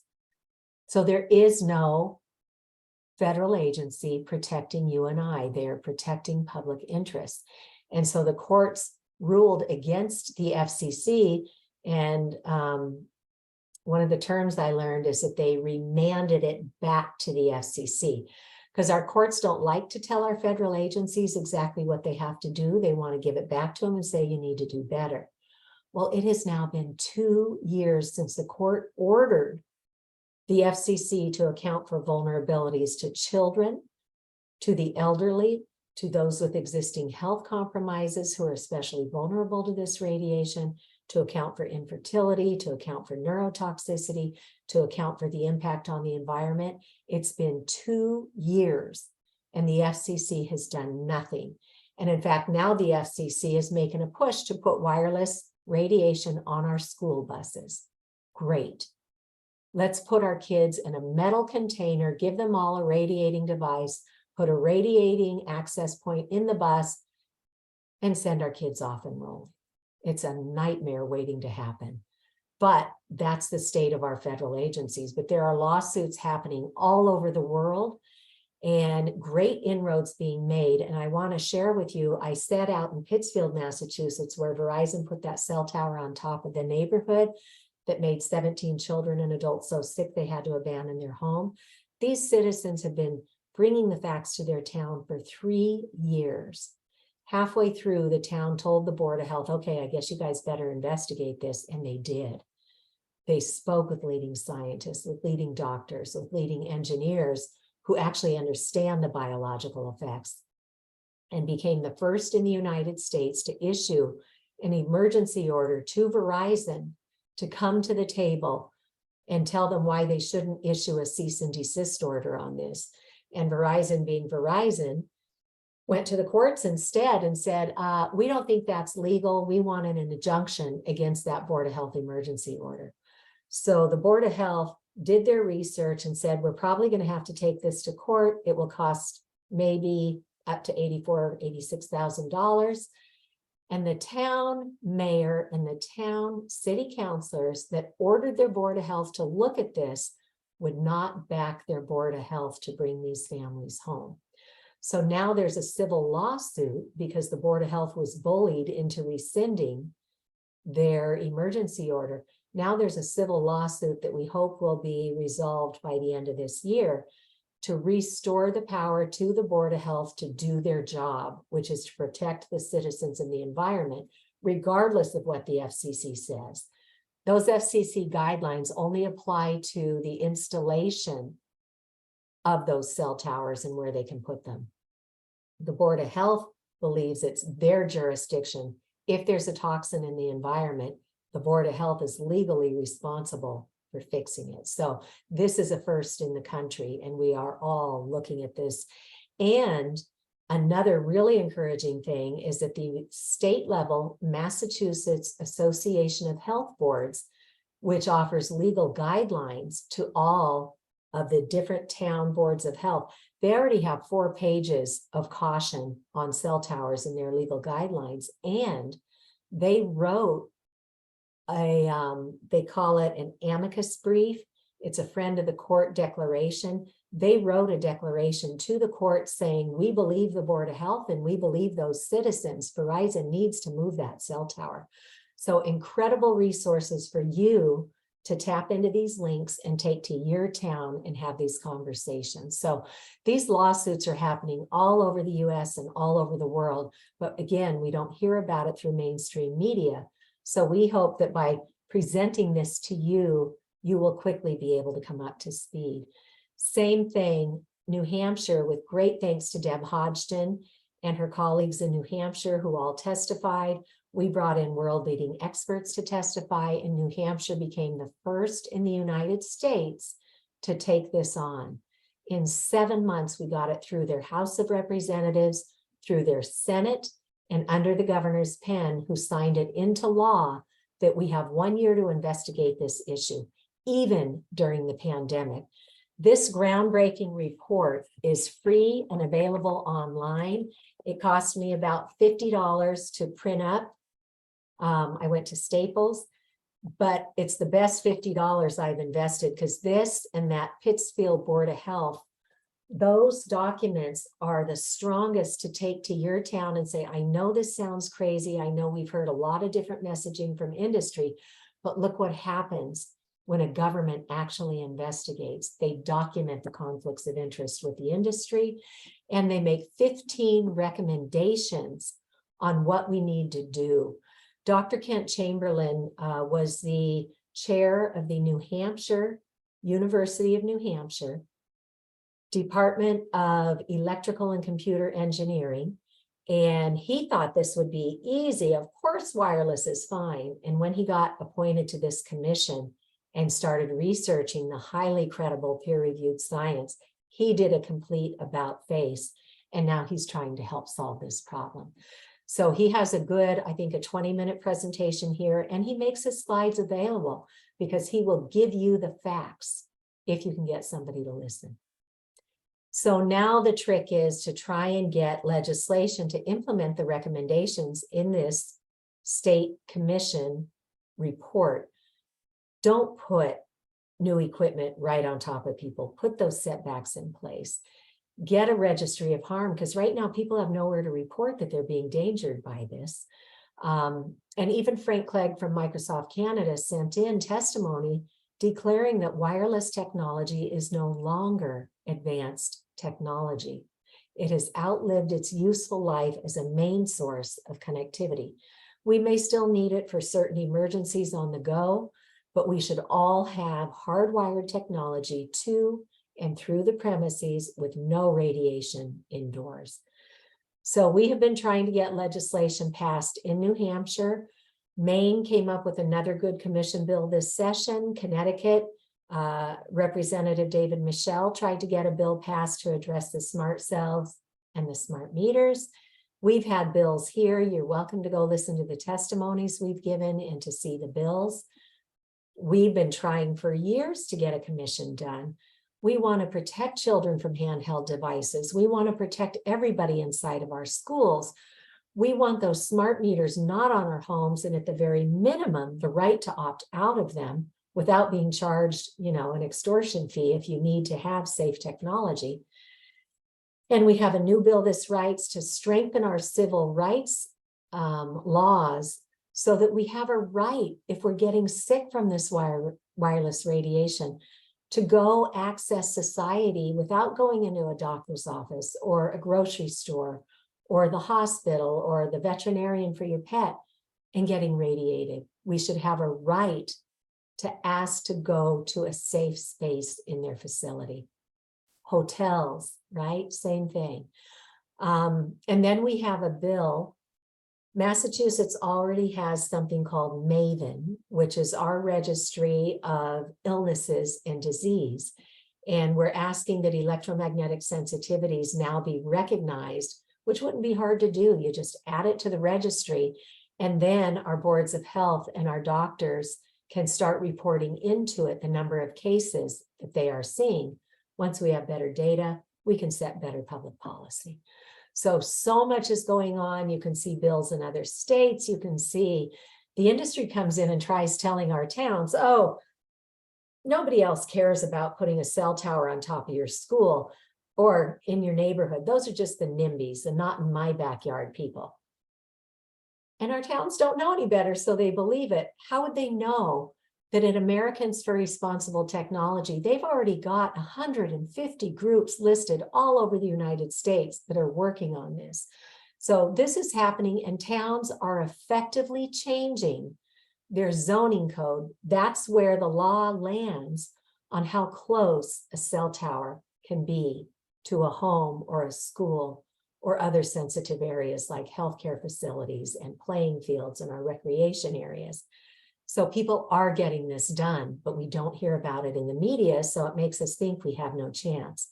But you can go through all this. Towns around the Commonwealth of Massachusetts and around the country are addressing all of this. A grandmother in Easton, Connecticut got the ball rolling. They had a doctor on one of their boards who knew the science when he looked at it. They've had a moratorium. Hawaii County put up a moratorium. These things are happening all over. So please take courage from that. And in our schools, the darn tech ed industry, ed tech has pushed this in, but there's always good news. Dr. Holly Grow got a bunch of her medical expert colleagues in different fields of medicine. They worked a lot of this through to talk about the balance that we've lost between screen time and what children need to properly develop. They need physical touch with others in their environment. They need to be moving. That's how brains and bodies develop. They need to have meaningful connections with their peers, with the elders, the adults in their community. They need to have meaningful connection with nature and to be out in nature. So Dr. Grow got a bill unanimously passed in Louisiana, and you can look at their guidelines for digital devices. In the Netherlands, we have just been seeing media covering that they are removing cell phones, wearables, tablets from the classroom. We've been sold a bill of goods that people and children learn better through technology. It simply is not proven in the outcomes and in the scientific literature. New York Times did an expose, 3-part article on what Silicon Valley executives are doing. They're sending their children to schools with no technology, not wired, not wireless, no technology, because they know children need movement, they need touch, they need meaningful connections with others and with the natural environment, not with screens. They took it so far that Silicon Valley execs are having their nannies sign contracts that there will be no screens around their children. And look at this, our friends Patty and Doug Wood, who also have Americans for Responsible Technology, their nonprofit has put up the Tech Safe Schools website. Very nice.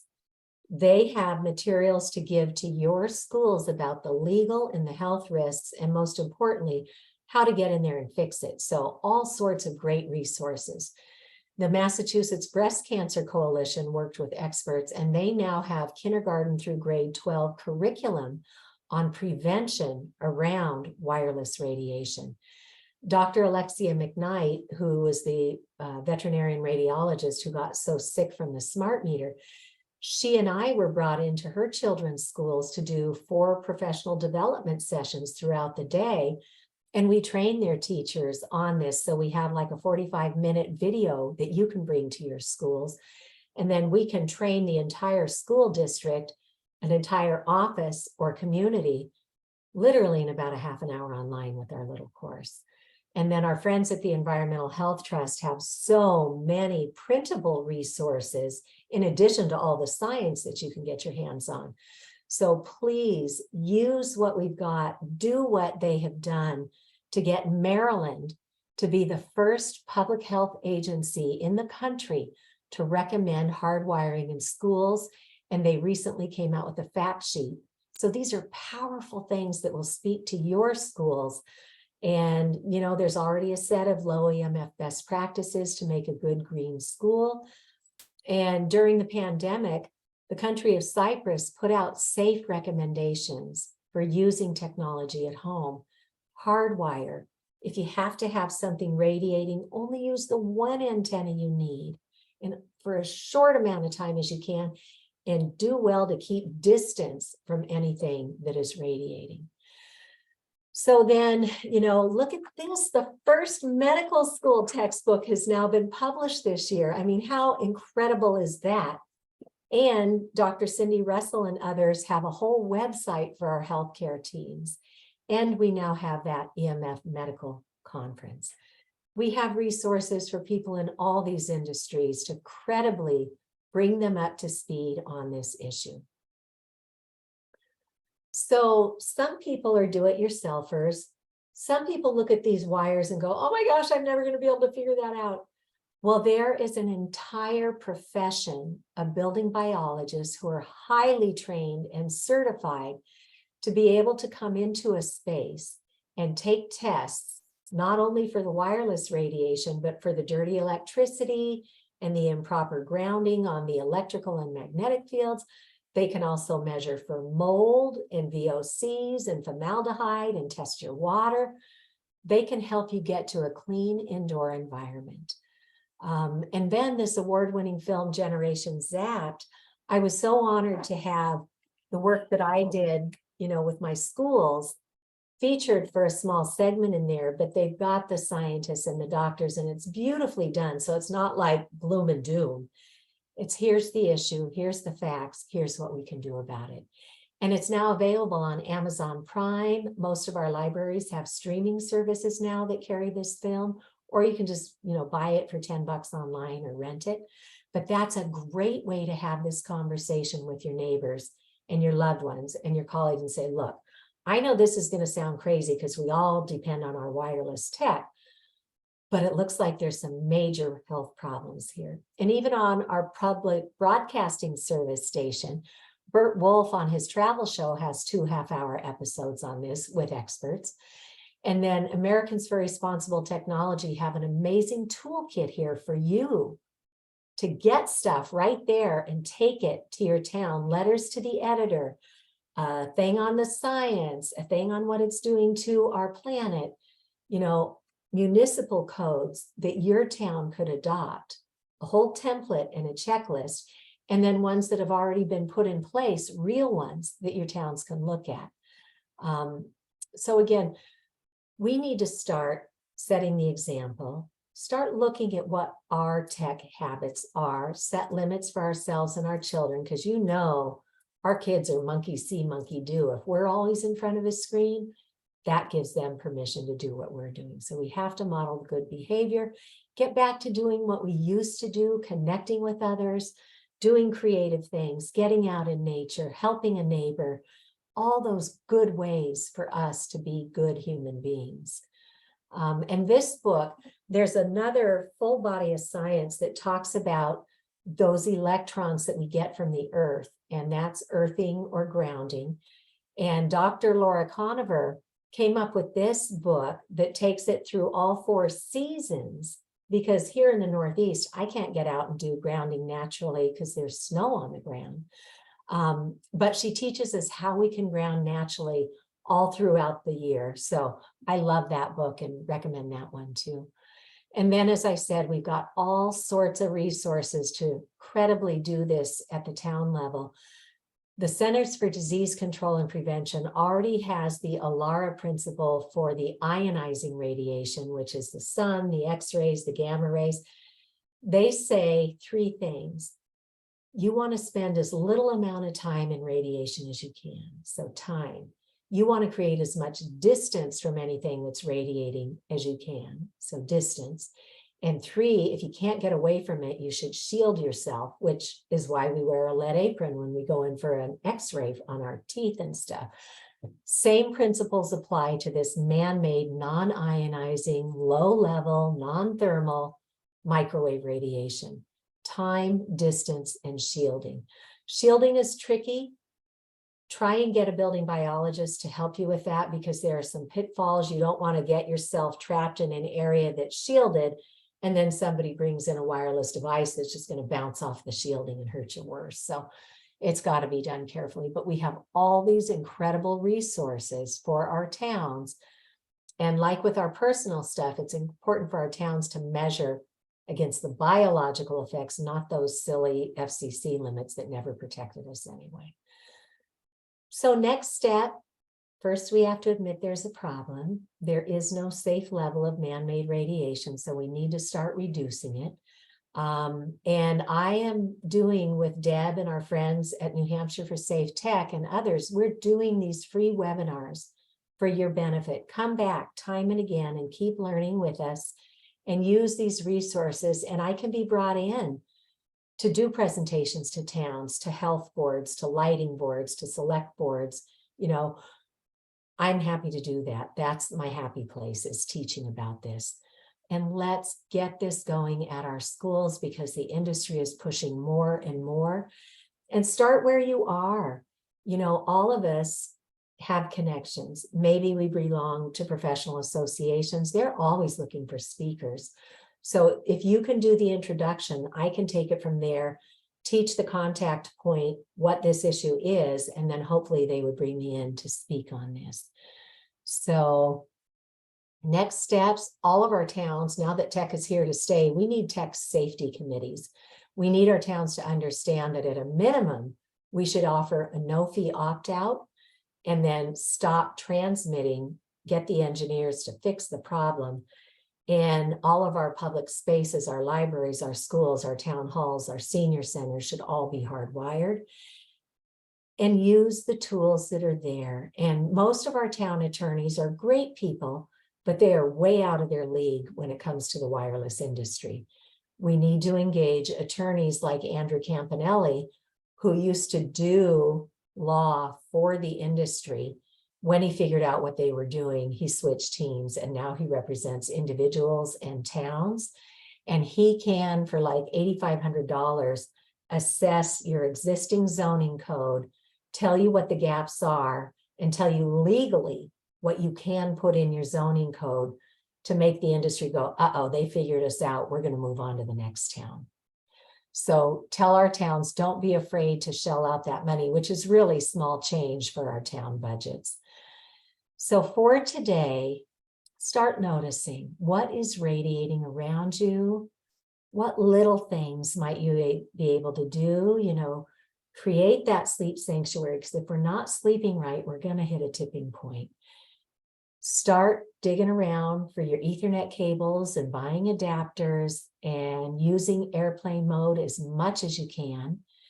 And use these incredible resources out at the Environmental Health Trust and elsewhere. And we thank you for giving us 2 hours today. You can reach out to New Hampshire for Safe Technology on Facebook. You can email them directly at newhampshireforsafetechnology@gmail.com.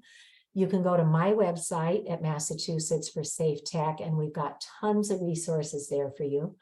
Or email me directly at ma4safetech@gmail.com. And again, we're going to send you the video and we're going to send you our slides so you can access this and start knowing it truly for yourself. Okay, so I just clicked on stop sharing.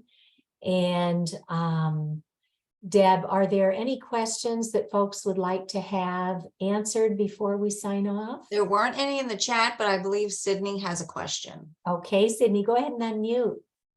Okay, great. I always learn more each time.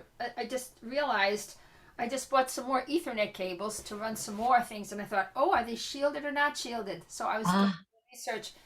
So I have to figure out, but I know I can order specifically shielded ones through Amazon, so I could do that.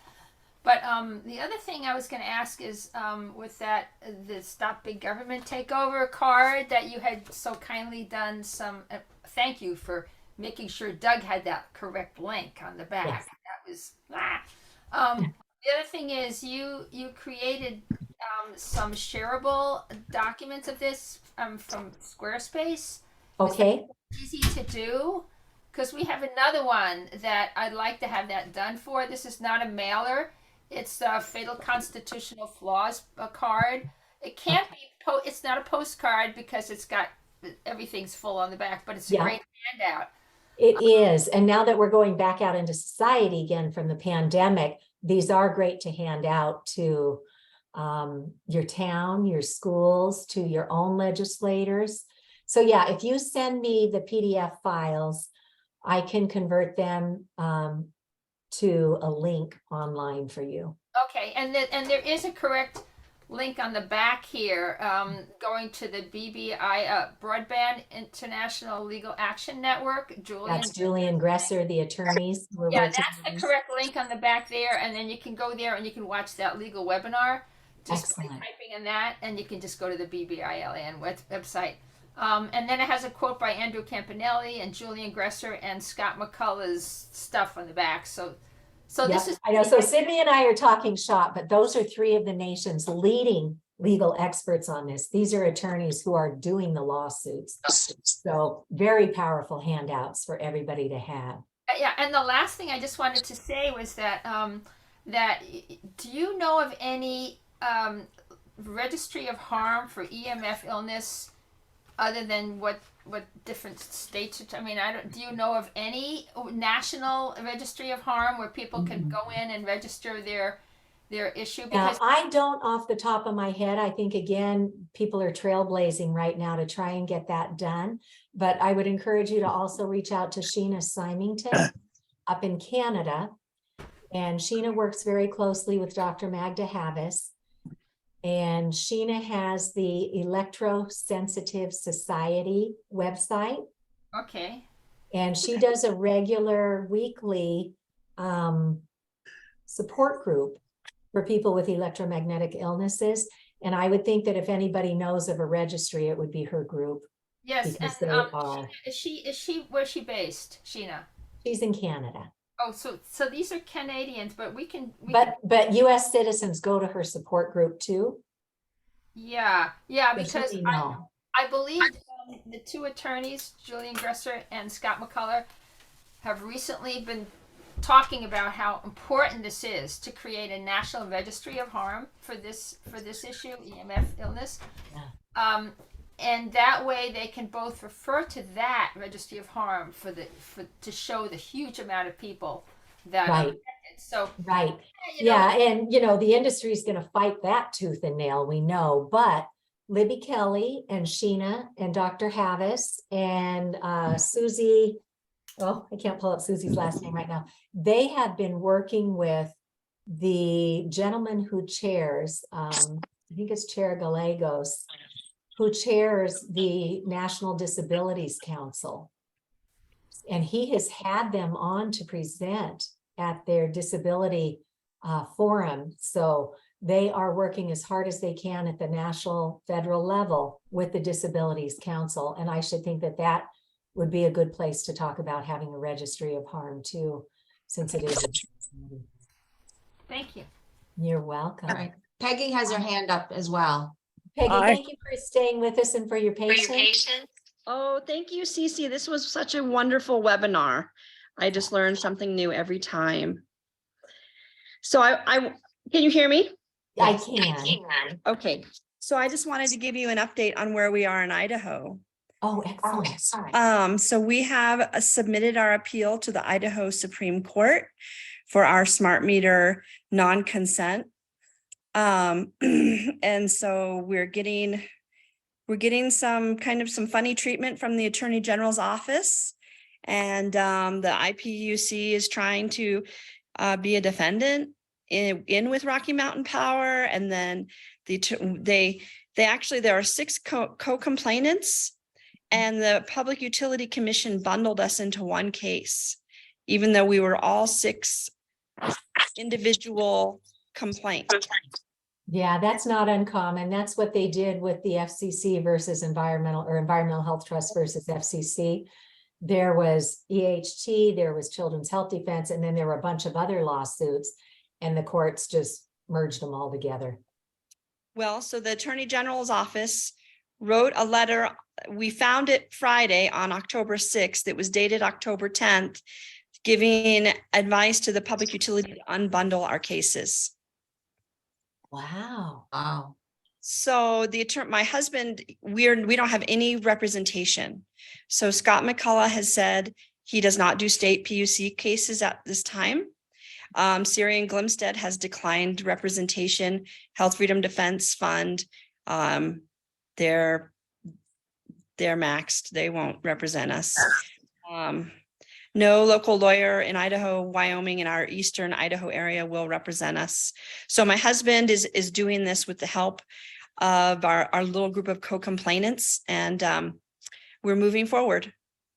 I am so proud of you guys, Peggy, and so inspired. And that's what it takes. You know, every one of us is a trailblazer on this because nobody's done it before.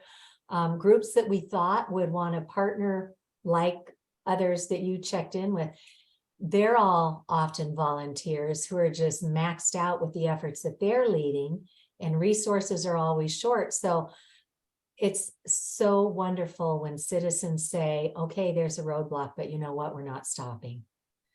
Yeah, we're not stopping, and the coercion has grown, the bullying from Rocky Mountain Power, and they were set to terminate our power on October 2nd.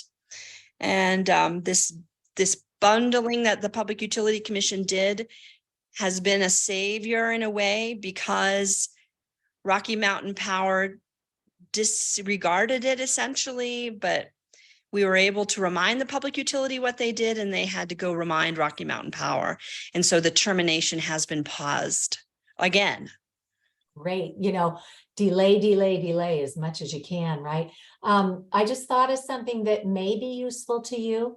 If you go to my website and you go on the resources page and you click the bills in Massachusetts, then we have a link to the videos of us testifying on our smart meter bill. And you may well find some things in there that you can just, you know, our testimonies are all like 3 minutes. So you could clip those and use them as you're trying to grow your base and say, hey guys, we're not alone in this. Look what Massachusetts is doing. And maybe those little clips you can use just to keep information fresh in front of people. Sure. Because Well, we know and it's not a one-stop fix. I will review those and share those. We have intention from Health Freedom Idaho that they will be putting forth a bill. And so we're just trying to figure out language for the injurious fees, right? No fees for opt-out. And Well, feel free to look at our bill, you okay. know, no need to reinvent the wheel, and just certainly improve upon what we've got there. Sure. But it's pretty decent. It would be a no fee opt-out. And that utilities cannot turn off somebody's access. Is that pretty easy to find, Cece? Yeah. Go to my resource page at Massachusetts for Safe Technology. Resources, okay. And what I've done is I created my own research repository early on, because I got it way over my head and I couldn't remember where to find important things.